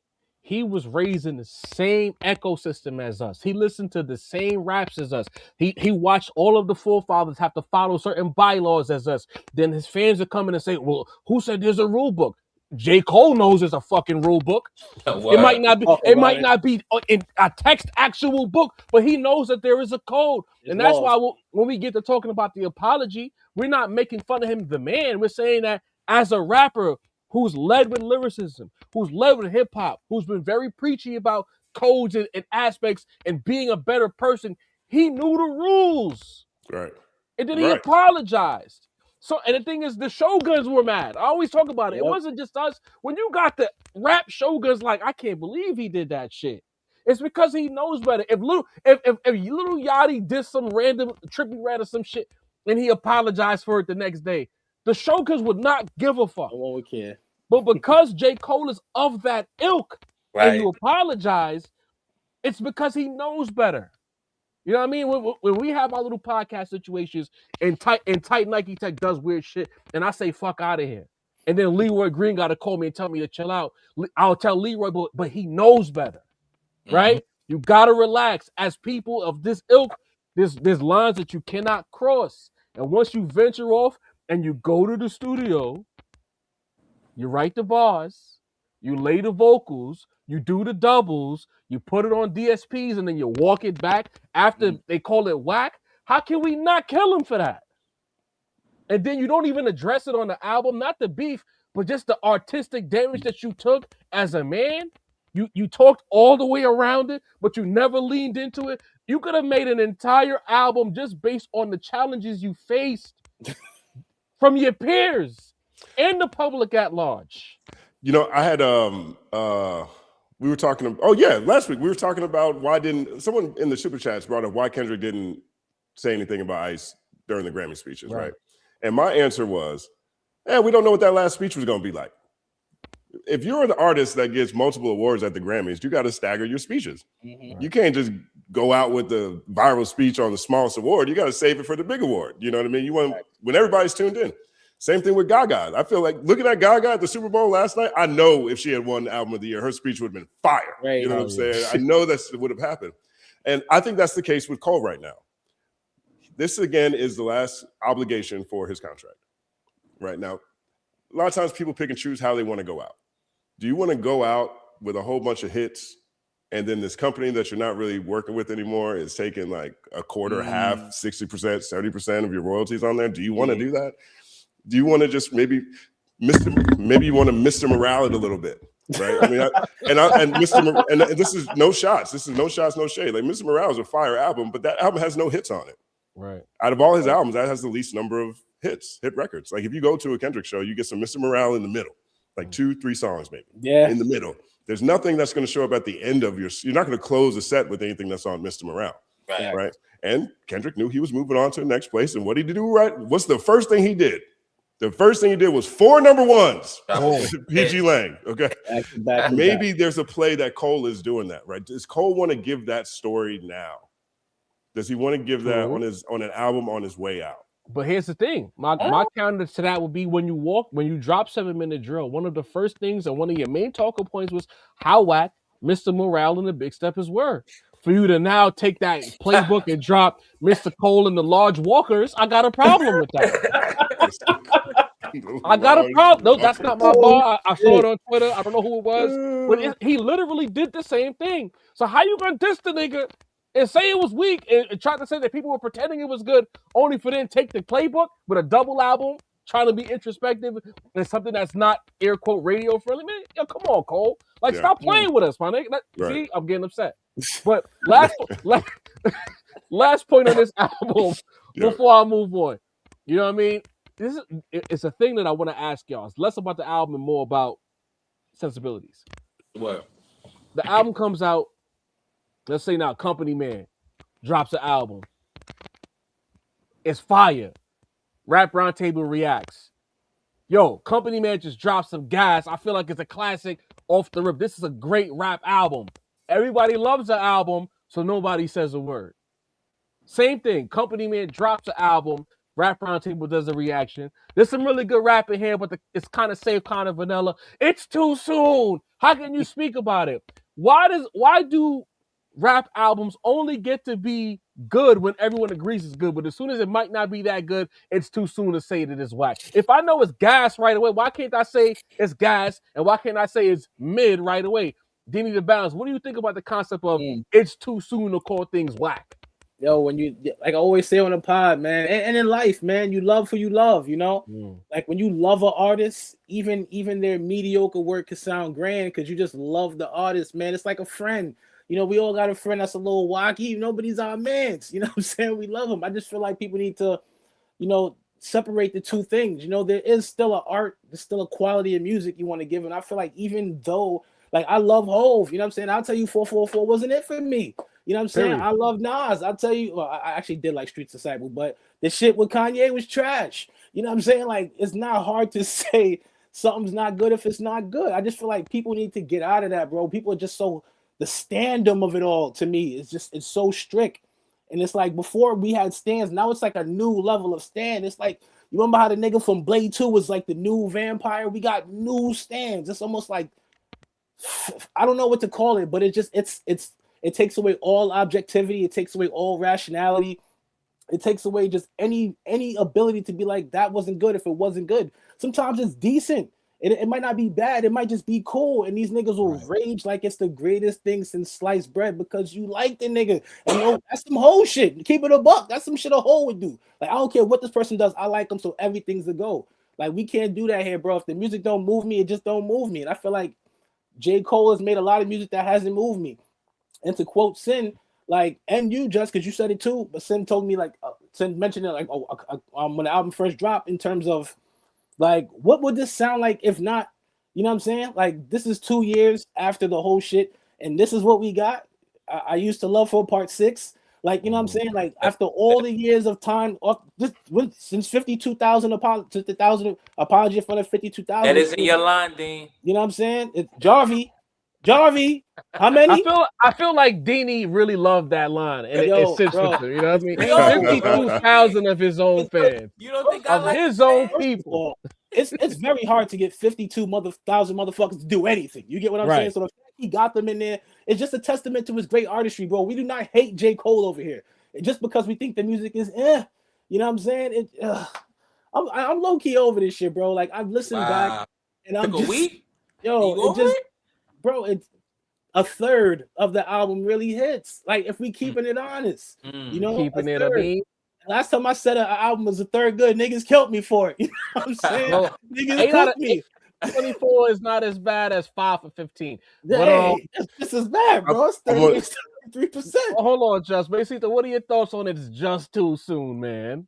I think there's two reasons for that. One is perception, right?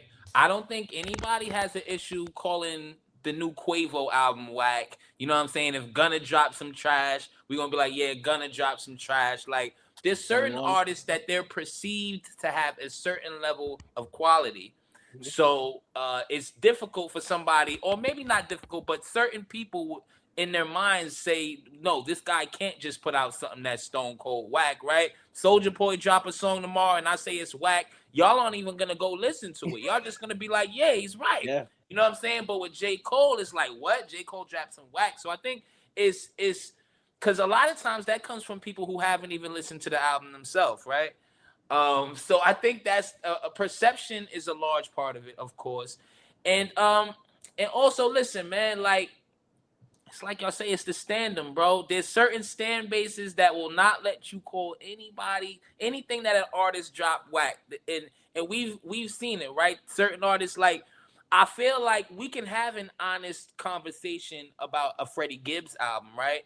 Give or take, whether it's great, which he usually drops, or whether it's on the lower tier. You know what I'm saying? Because Freddie Gibbs don't have hardcore stands in your replies and in your comments. And you know what I mean, searching his name on web browsers and Twitter searches, he don't have that. So when you delve into the stand territory, and it's not like, listen, it's artists like there's so many of these artists that have this. It can be a Nicki Minaj, it can be a Meg Thee Stallion, it can be a Drake, there's a lot of people of varying levels of success and ability who have these specific type of fan bases. And listen, we as a podcast, Justin, as a media person, I know you've come across every single one of these fan groups.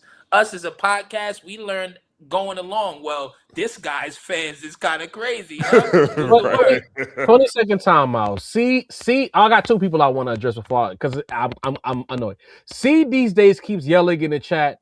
Mace is a Drake stan though. At the top of every episode, recently especially, you've been OVO Mace for goddamn I don't know how long, right? Talk about I've recently changed OVO Mace to the greatest Drake fan alive. I think everybody who's tuned in right now, everybody knows Mace is a Drake fan. This is not new information, but he's a Drake fan that's willing to. He tells the truth about Drake. If you're new here, he tells the truth about Drake. Tells the truth about Drake's ops. He keeps it very real, and he's not one of these Club Paradise guys. All right. If y'all go back to any Drake review that we've had, I think I've liked one Drake album that dropped since we've been a podcast, which is Her Loss. Whether it's Honestly Nevermind, For All the Dogs, everything he's dropped, I said is either mid or whack. So like you can do the research yourself. You know what I mean? But for me, that's ultimately what it is. You know what I mean? Like J. Cole stands, they just not gonna let him go out like that. Listen, I act different on Twitter than the podcast. Your hashtag noticing. You know what I mean? Right. Talk about it. Sometimes the standard takes over. You know what I'm saying? I get it. You know. And then we got this guy right here, Marcus Rose. I was actually wanting to comment on that one too. Well, let's cook together because I'm going to keep this very simple.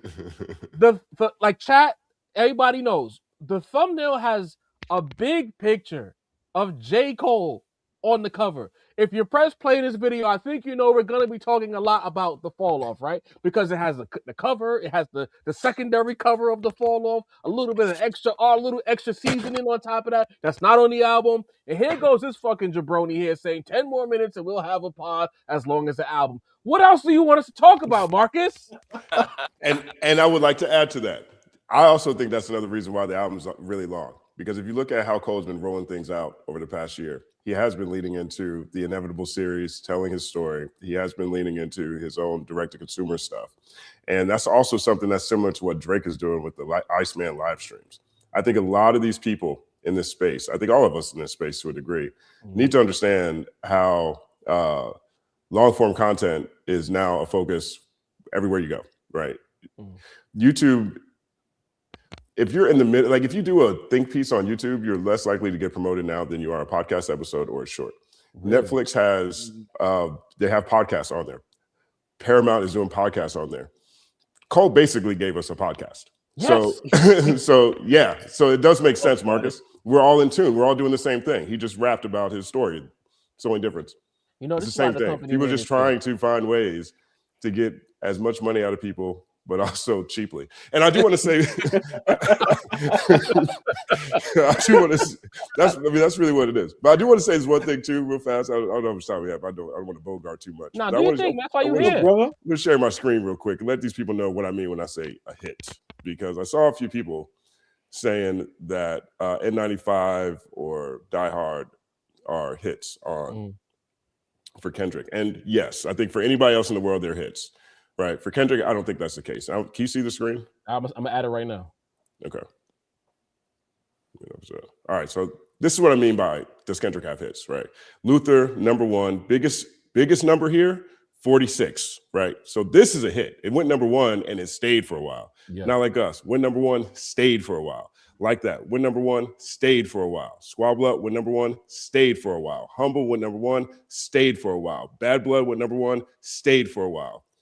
TV Off went number two, stayed for a while. But then you get down here to N95. Number 3, 6 weeks it was off. That's not a hit. That is viral support, right? You get over here, DNA. Oh, Dustin, you couldn't. DNA, number 4, 20 weeks on the charts, stay for a while. Die Hard, we get here. Peak 5, off the charts in 5 weeks. That's not a hit. That's viral support, right? And so this is what I mean when I talk about this. United in Grief. Peaked at number 8, stayed for 2 weeks. Viral support.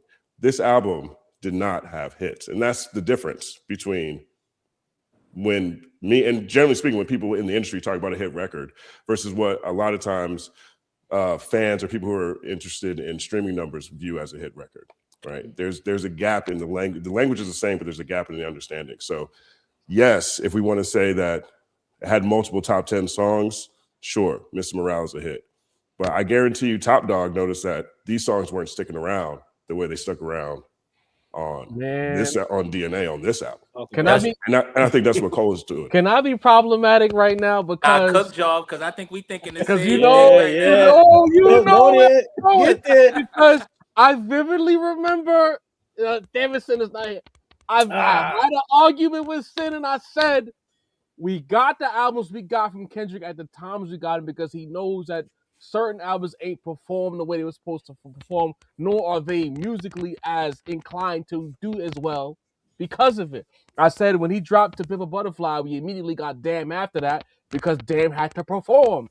Mr. Morale in the Big Steppers, just okay album, great concepts, just okay. GNX right after that, he wanted to argue us down. Oh, what are you talking about? This is Pulitzer. This is that. I'm like, bro, the proof is in the pudding. And here comes Justin Hunt with the evidence I've needed the entire time. It's true. I mean, even like Kendrick and Dave described that as the roller coaster effect, but that's also something to keep in mind, right? I think about that with content quite a bit, and right now I'm trying to figure it out with a couple of ideas that I have. But sometimes you need a lost leader because it's the right thing to do for the culture and the community, right? At DX, I created this thing called Hollywood Freestyle. Nobody watched them, but it was for independent artists, local artists, people who happen to be in LA who wanted to rap to come by to DX so they can climb a ladder, kick a 16 and climb down and feel like they had a place that people in the media rap care, right? Like sometimes you just need a lost leader. And the better the loss leader, the more cultural impact you have, and that sets you up for the next time. And you can't ignore extremely important separate verticals and make it very long financially or with respect, right? And that's what's so brilliant about the way Kendrick's been able to do it, right? When he goes in cultural with great intention, and he pulls out a rap. I mean, the idea that Kendrick has had jamming with people on more albums than J. Cole has is crazy to me, by the way. But look how great it's doing for Kendrick, right? But then you come back with the thing with those bangers, those hit records, in the YouTube space, for example, for anybody who might make content here, you might want to think about it as, all right, let me do 2 videos that are on topics that I know that people are really going to care about. That the algorithm's going to pump. And then that third video, maybe I could take some risks. But if you do take too many risks in a row, the algorithm's going to say, "Oh, you fell off." And that's why I respect you no more. What Kendrick. That's why I look at Kendrick as a true artist. He took the creative risks with To Pimp a Butterfly and Mr. Morale and the Big Steppers. He took risks that artists would probably only take once, maybe, and he did it twice. And again, it's like I don't want to people. I know I offended a couple of y'all in the chat. Let's be clear. When I talk about the album being like good or just okay, I'm not grading Kendrick on the same scale as rapper A. I'm grading Kendrick against himself every time. And I always fail in explaining that to people. I'm only grading Kendrick against himself. So when I say it's just okay in comparison to previous work or work that came after it, just so that we on the same page. And then you have Skate Forever says this, when the fall off does 300K, is it still whack? So when a whack Drake album drops and it does 350 and you think it's a whack album, is it still whack? That question can be turned on anyone. Like, let's not play the stats game with good albums. Bad albums sell too. The stats game with the artists they like. They don't like the stats game with the artists. That's what it is. And you like you, they love you, bro. To be fair, I'm not comparing Cole. I would never compare Cole to like certain artists, just so you guys don't ever get me twisted. Like Cole, I am not going to compare Cole to no Kendrick. I'm sorry, I don't even think there's a comparison there anymore. I wouldn't compare Cole to Lupe. Angry J. Cole fans right now. But I wouldn't. Kenny Stan. But I wouldn't also wouldn't compare Cole to, Offset, right? That's not Offset. Right. I'm just comparing Cole to Cole, and that's where my criticism comes from. Because I think that after 10, I'm still hearing the same stories. And now he's telling me why I'm still hearing the same stories. He says, I know I rapped about this before, but I'm from a broken home. It's broke as fuck. Now, that is lazy. That is lazy emotion. When you're sitting here like, I'm still rapping about my broken home because it was broke as fuck. And this is 15 years that you've been talking about this thing. There's no still talking about college. Now, he's now rapping about why he's still rapping about this thing he's always rapping about and hasn't found an answer yet. I need this man to go deep at some point in time. Pause. Yep. On a free throw line. No free throw. Free throw line. Love you, bro. Maybe that's an Ayo. Maybe it's an Ayo.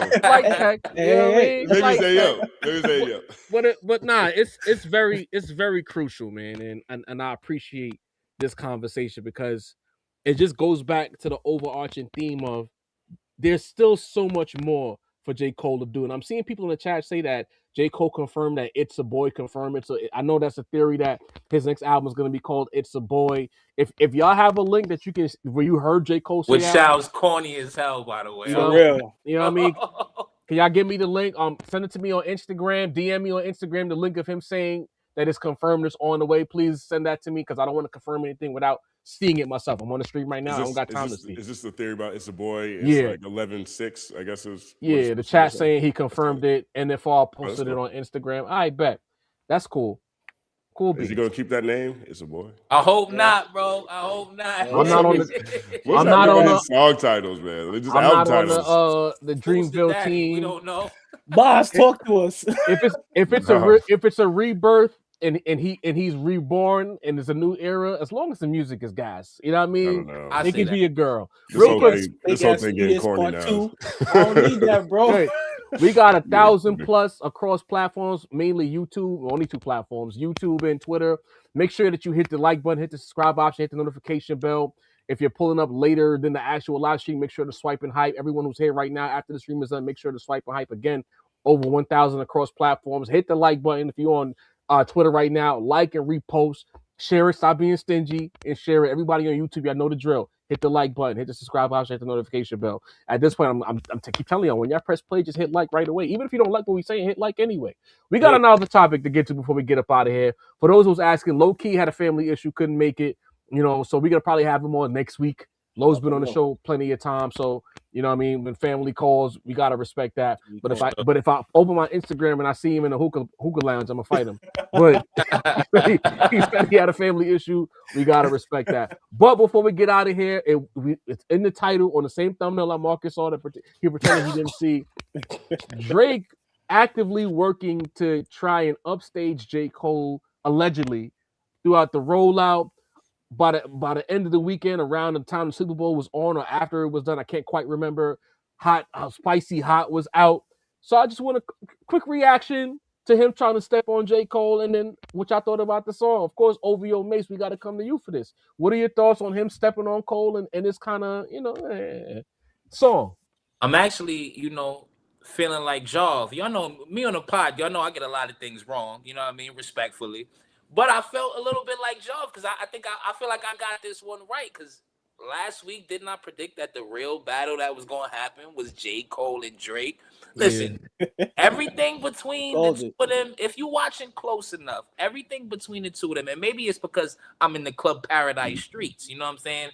But their interaction has been very weird since this entire situation that goes along. I personally don't look at Academics as the spokesman for Drake.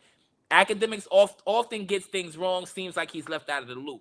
But the homie Maul from Rory and Maul, he definitely is somebody. Maul been very right recently. He's been correct. Everything you say in regards to what Drake is feeling or what Drake is about to release, anything like that, pause. Maul has been on point. And so I feel like Maul is another one who said these guys have not spoken in forever. These guys have issues.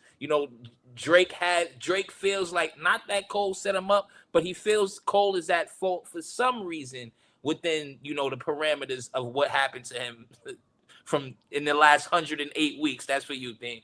So personally, yeah, it's very clear what happened. Obviously stepped on it. Academics, the day after came up with some story about, no, Drake gave this to me a long time ago. Actually, I didn't get this from Drake. And I just wanted, it felt like a hip hop night. So I wanted to, you know what I mean? Listen, Academics wouldn't have no Drake unreleased music without Drake knowing it. You know what I'm saying? It's never happened before. And the release day of J. Cole's album is not the day it happened. So listen, me personally, this is what I want to see. Two people who are on opposite spectrums, but still in the same boat. Both did completely, non-hip-hop things. Us on the Drake fan side, whenever we trying to get out of a jam, we say, yo, at least we didn't quit like J. Cole. When the J. Cole fans is trying to get out of a jam, they say, yo, at least we didn't sue like Drake. You know what I mean? So it's like two competing fan bases with as little integrity as we have left, trying to redeem ourselves, just like the artists we follow. So for me, this is the more interesting thing because they both got some of the worst strikes ever in hip hop. They both need to redeem themselves. And listen, the fall off, Iceman, it needs to do what we're telling the fall off to do for Cole. So as much pressure is on Drake as is on Cole. I love it. These two. Getting at each other, I'm here for it. No, I already know Mace was about to end this point. You ain't about to skate off without talking about Spicy Hot. Oh, Spicy Hot. Disappointed with Spicy Hot. As you can see, I literally forgot about the track completely.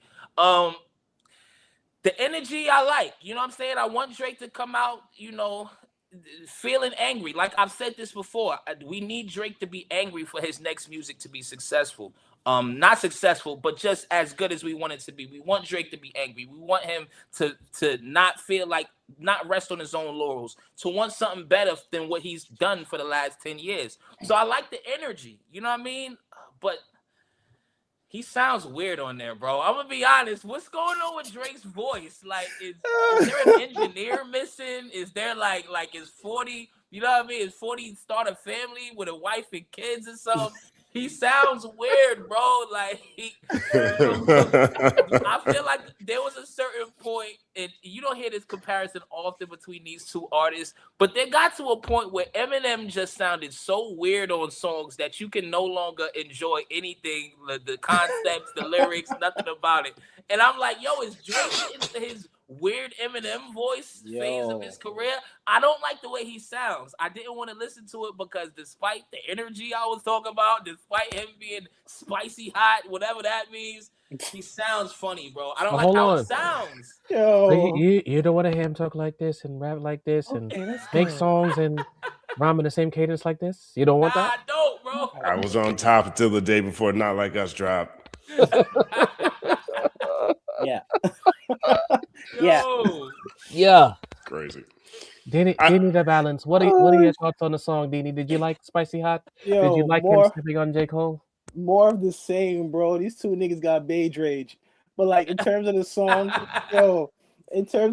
bro, I'm listening to it. I'm like, yo, this is great background music, my nigga. Like Drake is either making like decent songs or straight background music. He has not found his way out of the gulag, bro. So hopefully, I don't know what it is, but it just nothing sounds the same. No pun intended. You get what I'm saying? Like it's just the whole. I don't even want to say swag because I never even looked at Drake as a swaggy nigga, but like it's more like the energy, the way he had the vibe, if you want to use it. Just it's almost like vibeless now. It almost sounds a lot like the okay, let's go with the stupid dance in the freezer. It sounds a lot like that. He sounds like he's aggressively whispering in a quiet room where he can't be loud on that song. It sounds like they said, Drake, here's your top 10 favorites that everybody loves. Just try to recreate these songs in some kind of energy, bro. But it's not working. But I always say, man, when you come from like defeat, it's very hard to swag you. Same thing with Cole. It's very hard to swag your way back because like the whole world's looking at you like you're bugged out. Like the fact that J. Cole didn't mention those things is why we kind of gave him the side on the album too. The same way with Drake. It's like, bro, like Kendrick basically exposed a lot of shit about you. You know, so you can either keep playing in that same zone or do a little something that's refreshing to the people. Your man's like, nah, fuck refreshment, keeping it exactly the same, more regurgitation, and it shit is sounding really dry. It's just the light skinned niggas is dry. Pause, man. Like it is what it is. All right, Dini. All right, brother. We gotta, that's a double tech. Company Man, the Snippets, the single release. What are you thinking about him trying to step on Cole's rollout and then dropping the song? That's kind of mid. I like it. I love it. I hope they battle. I need them to go head to head. Pause. Oh my God! I did that one on purpose. I'm trying to play the game with you. I don't play pause in my life. I just figure out, y'all play pause. I play pause. We having some fun with it. That's what I'm saying. We're very unserious over here. This is a carryover from last week's conversation too. So let me play some pause with y'all. I ain't been in the East Coast in a minute. See what Paul's talking about. We love it, bro. I think the last hot thing that Drake dropped was Circadian Rhythm. I think that was the last. That and Nokia. I'll fuck with Nokia heavy from the first time I heard it. But out of everything else he's dropped, Nokia and Circadian Rhythm are the two that, at least, were dope to me. Whatever he's doing now, it sounds like what he was doing before. And the zeitgeist has shifted. That's not even just in rap. That's not even in music. The world has shifted. Okay. And people need to embrace that or it's going to be really problematic for you. And we're watching people right now who have been great examples of being in tune with themselves in this hip hop space. I've always thought about J. Cole as being someone who seemed in tune with himself. I've always felt like Drake to a degree was someone who was in tune with themselves. And now we're watching them struggle to find themselves. It's just another example of the energy, the zeitgeist, the spirit of the age having shifted. All right, shit's moved. And all the stuff he's putting out right now, it's all on that old wavelength. It's on the wrong energy. These are guys who have accomplished quite a bit, but for where the world is going from this point forward, we need collaboration. And so whatever problems he and 40 got since Scorpion or whatever, it's a good time to try to figure that out. You know what I mean? Whatever situations that Cole has with other people, who's like-minded, who's part of where he's from, maybe it's a good time to figure that out for your own safety and the future viability of your music. Because right now, the only thing I'm really excited about from either of them is them two battling. And I hate that it's that way. So they're going to have to show up with some brand new concepts. Not even J. Cole, but Drake definitely. For sure. I need Drake to become a citizen of Earth at some point in time. Yeah. Because otherwise, what's he doing this for? Absolutely. That's a great point. I think we kind of spoke about that last week when we were discussing JID, how the sensibilities of the listener has changed. And, I look at Drake and it sure seems like he's at the complete apex of suffering from success and winning for so long that he can't even deduce when he's lost. He's still refusing to accept defeat and not even so much losing to Kendrick per se, but like why, the what, why, and how of the loss. You know what I mean? Because a lot of times you got to be able to like see what you fell short, go back to the war room and get it right. Like I always jokingly say, but very seriously, when we lived through the last great rap battle, true rap battle, Nas and Jay-Z, Jay-Z had to go through that period of defeat with the Blueprint 2. It didn't quite work. Then that led to what? The S. Carter mixtape. Then that transitioned into the Black Album, which was retirement. Right. Forget about that S. Carter. He threatened us with retirement because that's how mad he was. Blueprint 2 didn't hit. Man. He was like, "Fine, it's my last one, guys. Yeah, my last one." Blueprint 2 didn't hit how it was supposed to. You got a hit record because that Excuse Me Miss did go crazy. You know what I mean? It did what it was supposed to do. Crazy. One of my favorite Jay-Z songs ever is on there. I love So Many Hoes in Here. I love the concept of being in the club and some guys trying to tell you his life story while there's a bunch of attractive women over there. There's high highs on Blueprint 2. Again, going back to Cole real quick, where's those moments on the album? Real super personal. But anyway, super personal. Baby is as good as Jay has ever rapped. Exactly. Super personal, but extremely unserious. It kind of, maybe that's not Cole's personality, but there's things that he could show us. So Hove did all of these things through defeat. He became a better rapper, in my opinion, through defeat. He knew where he went wrong. He owned it all Hot 97 next to Angie with the whole super ugly and whatever the case may be. But he went in the lab and got better, right? And I'm looking at Drake and I'm like, are you never gonna go in the lab and get better? You're not realizing where you lost to that and how people are viewing you, and the fact that this cadence that you've been rhyming in for like the last 5 years, it just doesn't work. Like, who's in the room with you now? Who is the person? Is everybody just saying yes? But he's and he's rhyming in his voice, and he at no point in his career has he rhymed with that particular voice at that octave. Where did that voice even come from? When the Young Money era, it didn't rhyme like that. When he was post Young Money, early on doing his own thing with OVO, he didn't sound like that. When he got in the league, he didn't sound like that. His voice had more bass in it when he got in the league. Like why are you rapping this way? Why are you choosing these beats that you're choosing? Like, what's going on? Like, why are you so creatively bankrupt right now? Do you need new ghostwriters? What is going on? Like, I'd love to if 2018 Drake would just show himself up. That's 16 to 18 window. Where's that guy? Yeah, man. What happened to him? Did you just forget when you perform the songs? When you're performing the songs on stage, you don't think to yourself, "Why I don't rap like this anymore?" You know what I mean? Because it's just like Spicy Hot is whack. It's a whack name too. It's a whack name too. OD, bro. You're not releasing anything. Say what you want about the actual fall off, but the songs that Cole was releasing up to the fall off made you want to hear the fall off, right? Exactly. I love Clouds. Clouds is great. I'm a second away from just saying, give me 10 Nokias in what league he need to join, Joe? The Flow Rider League, bro. You might have to join that league. You gotta join the Flow Rider League. Yeah. Come on. This will go crazy. This will go crazy in the Flow Rider League. He got Flow Rider League hits. But if you still trying to be crazy, he in the Flow Rider League. You know what I mean? If he puts this out as a Flow Rider artist, we not even blinking. The pop radio picks it up, it goes crazy. But because he still wants to participate in the non-Flow Rider League, the real nigga league, you got to do a little bit better. This is not it. This is really not it. And it's very unfortunate, bro, because you really tried your damnedest to step on Cole's weekend. From Friday night through the weekend. Snippet after snippet after snippet after snippet, and a full release on Super Bowl Sunday. Brother. And no one said, listen, this is terrible. This is not good. At you this know what's point, funny? Go ahead, Just. My bad, me cut you off. I was gonna say, at this point, I just want to know who the music is for.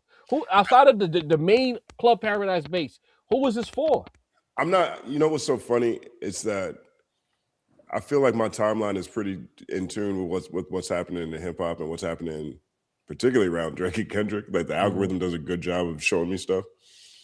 Yo, the algorithm did not show that Drake leaked love on my algorithm, my timeline. Like that, I mean, if I'm Drake, that is the scariest thing I've ever seen. Before that too. Yeah, like that. Before that like people, the Flow Rider League, it might have to be. It might have to be, man. Sexy Red flicking it up with Sosa got more love in the algorithm than the new Drake music. That's crazy. Oh my gosh. That was the talk of the weekend for that got way more track. Matter of fact, let me talk to Mace because you're more of a Drake fan than I am. You know what I mean? Like, what was it outside of the Club Paradise sycophants? Was there any neutral party that said, you know what? I like these snippets. Hot and Spicy's pretty dope.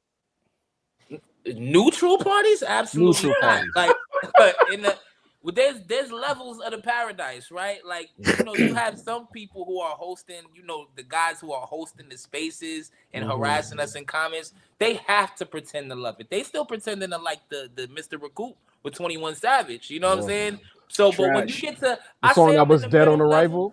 Man. Yeah, I say I'm in the middle level of the paradise. Anybody here or people who are light fans of Drake, we are all like, bro, what are you doing? Like, why even release that?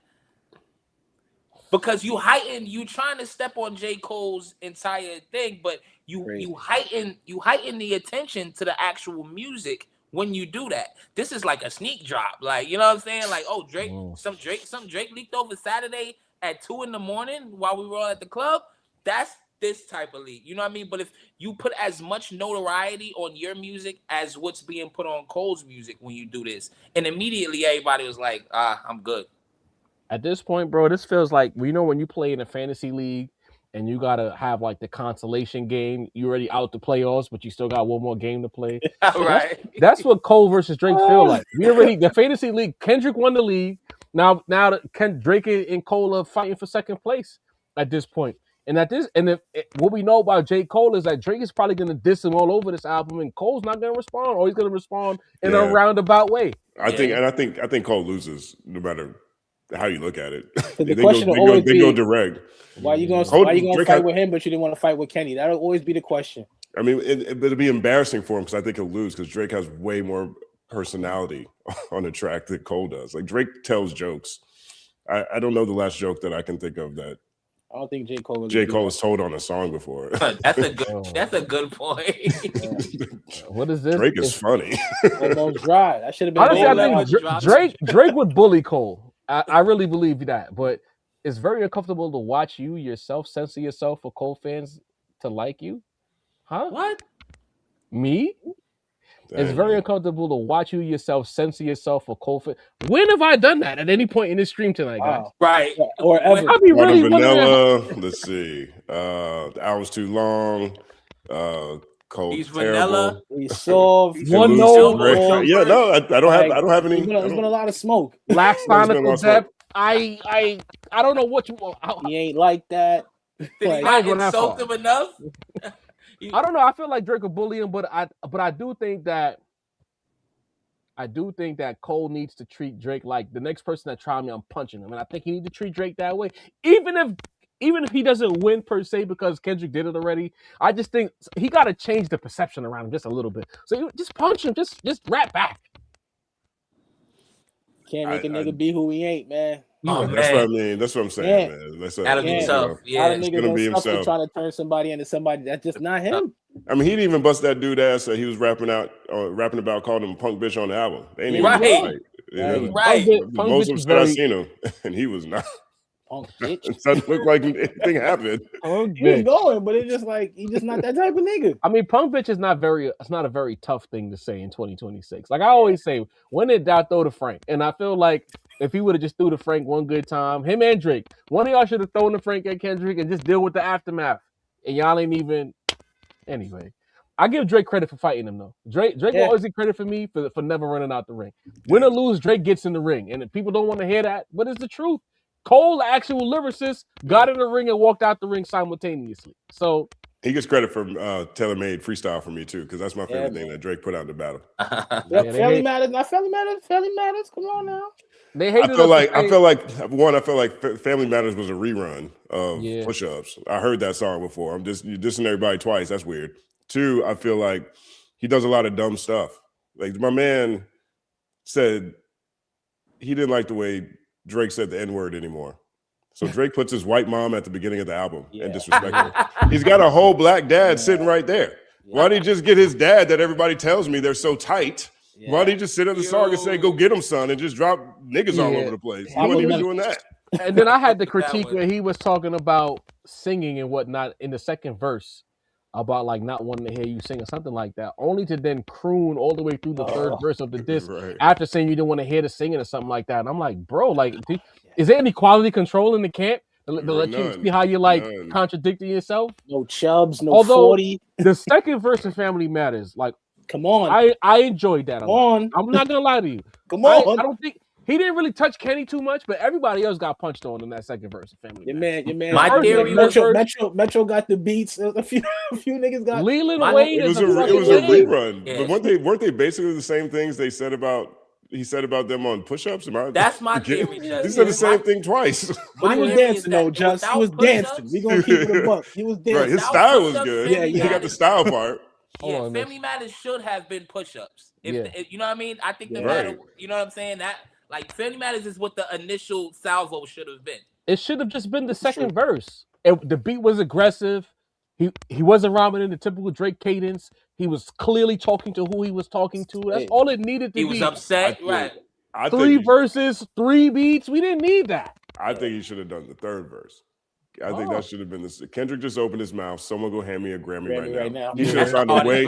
He should have made that. I think if he makes that like the opening bar of, and the song is just about Kendrick, I think you covered everybody else on push-ups, Drake. You don't need to go back. You don't have to make us feel like you're getting jumped. But what you should, like, you start that right there. Kendrick just opened his mouth. Someone go hand him a Grammy right now. Wherever he takes that, like on another song, that's what gets stuck in people's head. Fair play. Yeah. I just think the singing and crooning for 2 minutes, dissing Kendrick, it just didn't. Even people, but what about what he said? But it's like, yeah, he said some shit, but it's just like I didn't feel it. He said he had too many filler words. He had nigga was his filler on that song. Like, he was trying to be. Because I can say it, damn it. White mom be damned. That's what I'm saying. Like, look, he was trying to be poignant and it didn't land. Like, now you see, both of our sons are light skinned. Now, while we were having this conversation, it was weird. While we were having this conversation, someone had a comment here that said, "Family Matters was elite rapping." Right now, we're all discussing this elements of Family Matters, right? But I'm sure we all think that since his delivery was really impressive and he was doing double time and rapping really good, that's the standout story. But you listen to how all over the place that track is. Like, he's over here talking about, Metro Boomin and all these people. Now he's cooning over here. He's got his mom over here. It's like it's all over the place. It's everywhere. That is how I feel about Family Matters. That's what I feel about with J. Cole's album. Right, J. Cole's album is elite rapping. His skill set is great, but it's like, okay, now I'm Biggie and Tupac. Okay, now I'm outside the club. Ironically, you don't make a song that could be played inside the club you're standing outside of. Okay, now I'm over here and I'm DLX. It's like it's all over the place, but the rapping is what people are celebrating. And I, again, am someone who thinks about all this as half is what you say and half is the style. They got to be married. Yeah, and one is way better than the other. It's cool. Talk about it. And Cole made the point of I'm gonna make the song about the club and what happens outside the club, and then still give you the monologue about the song at the end of the song. It's like, all right, we didn't need that, bro. Right. The song was self-explanatory enough. You didn't have to give us the monologue at the end of the song about the song, bro. But anyway, we can wrap it up right here. Calm 2-hour stream with the company, man. We got a bunch of super chats to get to. Y'all know how we do at the end of every stream. We run through all the supers. Word up. Starting at the top, we had DJ Jammin' Jimmy. J. Cole made a good album, not a classic. Thank you for that, DJ Jammin' Jimmy. We agree. Marquise Davis says with a $10 holla, Life After Death is a long album too, and there are about 4 or 5 songs in there I don't like, and we call that a classic. Big is my favorite rapper, by the way, but all double disc have skips. Yes, but the overall body of work of Life After Death, skips be damned, it's a fucking classic. And also, like Don't you dare. The rate on double disc overall is really low. Like we like Life After Death a lot. We like, All Eyes on Me a lot. But then we get to some of them other ones. Like Nobody's talking about Bone Thugs or Crazy Bones. You know, the E40's had a couple in there. I'm not sure if people celebrate them like that. Hey, that both I got my 4 times platinum, man. Don't do that. Okay, I mean, it's my favorite group of all time. Favorite group of all time. 4 times platinum, but a lot of volume shooting. Okay, yeah, okay. I let them do it, so I'm biased. Yeah, yeah, I love them too. Look, I have them on my wall right here. I definitely don't think Art of War is their best work. Man. I will not say this is their best work, and I can be honest about that. But then, we just talked about Blueprint. You know, Blueprint 2. You know, so the hit rate on double disc is pretty low. So we could compare it to Biggie, but there's almost no other album as good as that one. That might be the best one ever. With the medium of rap and like it's hard to make a classic, like no skip, that is, I should say, double album. You can make a classic double album, but 20 plus songs, no skips, 2 albums. I just don't see how it's possible. The day it's done, you know. What happened, Mace? So y'all know how I feel about skips. So imagine a double Every album got a skip. I'm huge on skips. Shout out to Mace though. Jeremy Cole home team says top tier lyricism loses some value when it lacks replay value. Points made. J. Cole, the real one. Marquise Davis spins back says, "LOL, guys, just admit it. You're not a Cole fan. It's okay. We've been telling y'all that, but we don't lie to y'all. I don't understand." And I'm not offended at all. I am not offended. I even use the term, if you're a Cole fan, you gotta love the album, bro. Like, when does that become the determining factor of responding to an artist? Because y'all love to hear sin about Drake. And Sin will tell y'all he hates Drake. So it's like, y'all just want somebody to go soft on Cole? You know what I mean? Like a person who's a fan. Like, nah, like we speak on everybody. We're not fans of every rapper we speak about. That's it. The boss for the $5 holler says, "I want to enjoy the album. The apology is like this dark cloud that I can't stop thinking about. Cole needs to take the venom out of his pen." I disagree with that. More venom. Just be more poignant about the venom. Interesting. Dre got $5 holler says, "One love and rewind." How many Nas rhymes gonna come out your fat lips? Oh man. I mean. Wow. 55 Vicious says it's not enough. He watches the show. It's good, but it's not enough. No. Yeah, we know. Jeremy Cole back again says sharp raps and no heart. Dot wins 100 times out of 100. Yeah, man, that's the thing. That feeling, that soul, it's in there with them Kenny albums, bro. Even if you don't love all the songs, you feel every Kendrick album. Yeah, it's a fact. Jeremy Cole once again says Kendrick is wittier, funnier, more vicious and ruthless, more passionate, plus has elite bars. Cole never stood a chance. I'm just mad that we didn't get to see it. That's my point. Marquise Davis back again. The Kendrick glazing is real here. Mr. Morale and To Pimp a Butterfly albums I never go back to. When is the last time you played both of those albums? I'm pretty sure I said those were just okay albums by Kendrick standards. This is the right place to say those opinions because this podcast has definitely said the same about both of those albums. I call this shit Mr. Mid in the midst of But Marquise is clearly a J. Cole fan who wants to put the Kendrick Glazer title on us because we're not saying nice things about Cole. I get it. You know? Objection, nigga. I get it. Said that about those albums. Salute, though. It's too easy. $10 houses, job cut it out. We heard 7-Minute Drill and we heard Euphoria. We heard Black Friday. We heard What If. We heard Reincarnated and Immortal Man. Cole has never done anything better than Kenny. Lyricism, creativity and lyricism. Creativity and lyricism are not the same things. Right. Now I'm saying I feel like what is Cole's rigor mortis? True. Oh, it don't exist. But Jav means like on a simple, go to sway and freestyle type of level. Yeah. Cole is, maxed out at that. You feel what I'm saying? If you put the both of them on 2/5 and Lennox, who's gonna have the better performance? There you go. Probably Kendrick. I'll be honest. Have you seen his live show? Like, have you seen if they just rapping, they put a mic on. No, I'm saying you seen the old clips of him in ciphers. Like he looks like a. You see that you don't picture like of J. him Cole with the baggy T-shirt and the baggy jeans, smiling in his rap? Nah, I don't know. I don't even compare those two anymore, man. Like the album cover. The album cover in the background. With the Civic, let you know how real he is. He still has his old Civic with a new engine. They saying that's not performative behavior. I don't know. Don't pull up in the Civic. We'll talk about that when Sin gets back. I'm gonna save that topic for Sin because I know he want to have that performative conversation. Rob Markman believes that people are tripping for saying that it's performative, but we'll disagree with Rob at a later date. Toast God with a $2 holler says my first one like my last one. Oof. Damn. You don't have one? You talking to Cole with that one? Oof. Classic. You don't have one.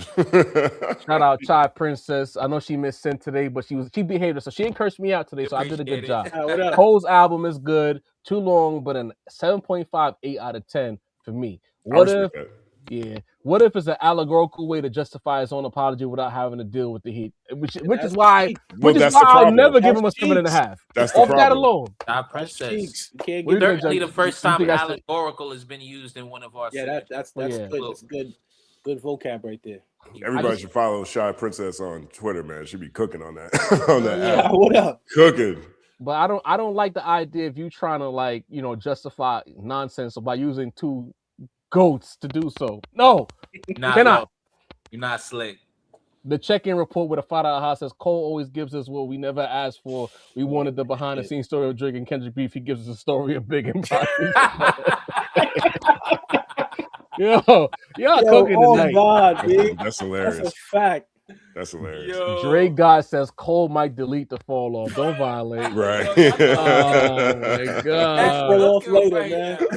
This cat is ruthless tonight. It's too easy. Back again says Cole's career is massively affected by him being cheap on production and production costs and features. Facts. And it happens here on this album like it always hurts him. Cooking. 100%. 100%. I wish I had a 1 second applause for that one because that he cooked. That's what it is. I got one right here. Let's go. Yes. Yes. Thank you, Judge. The man cooking.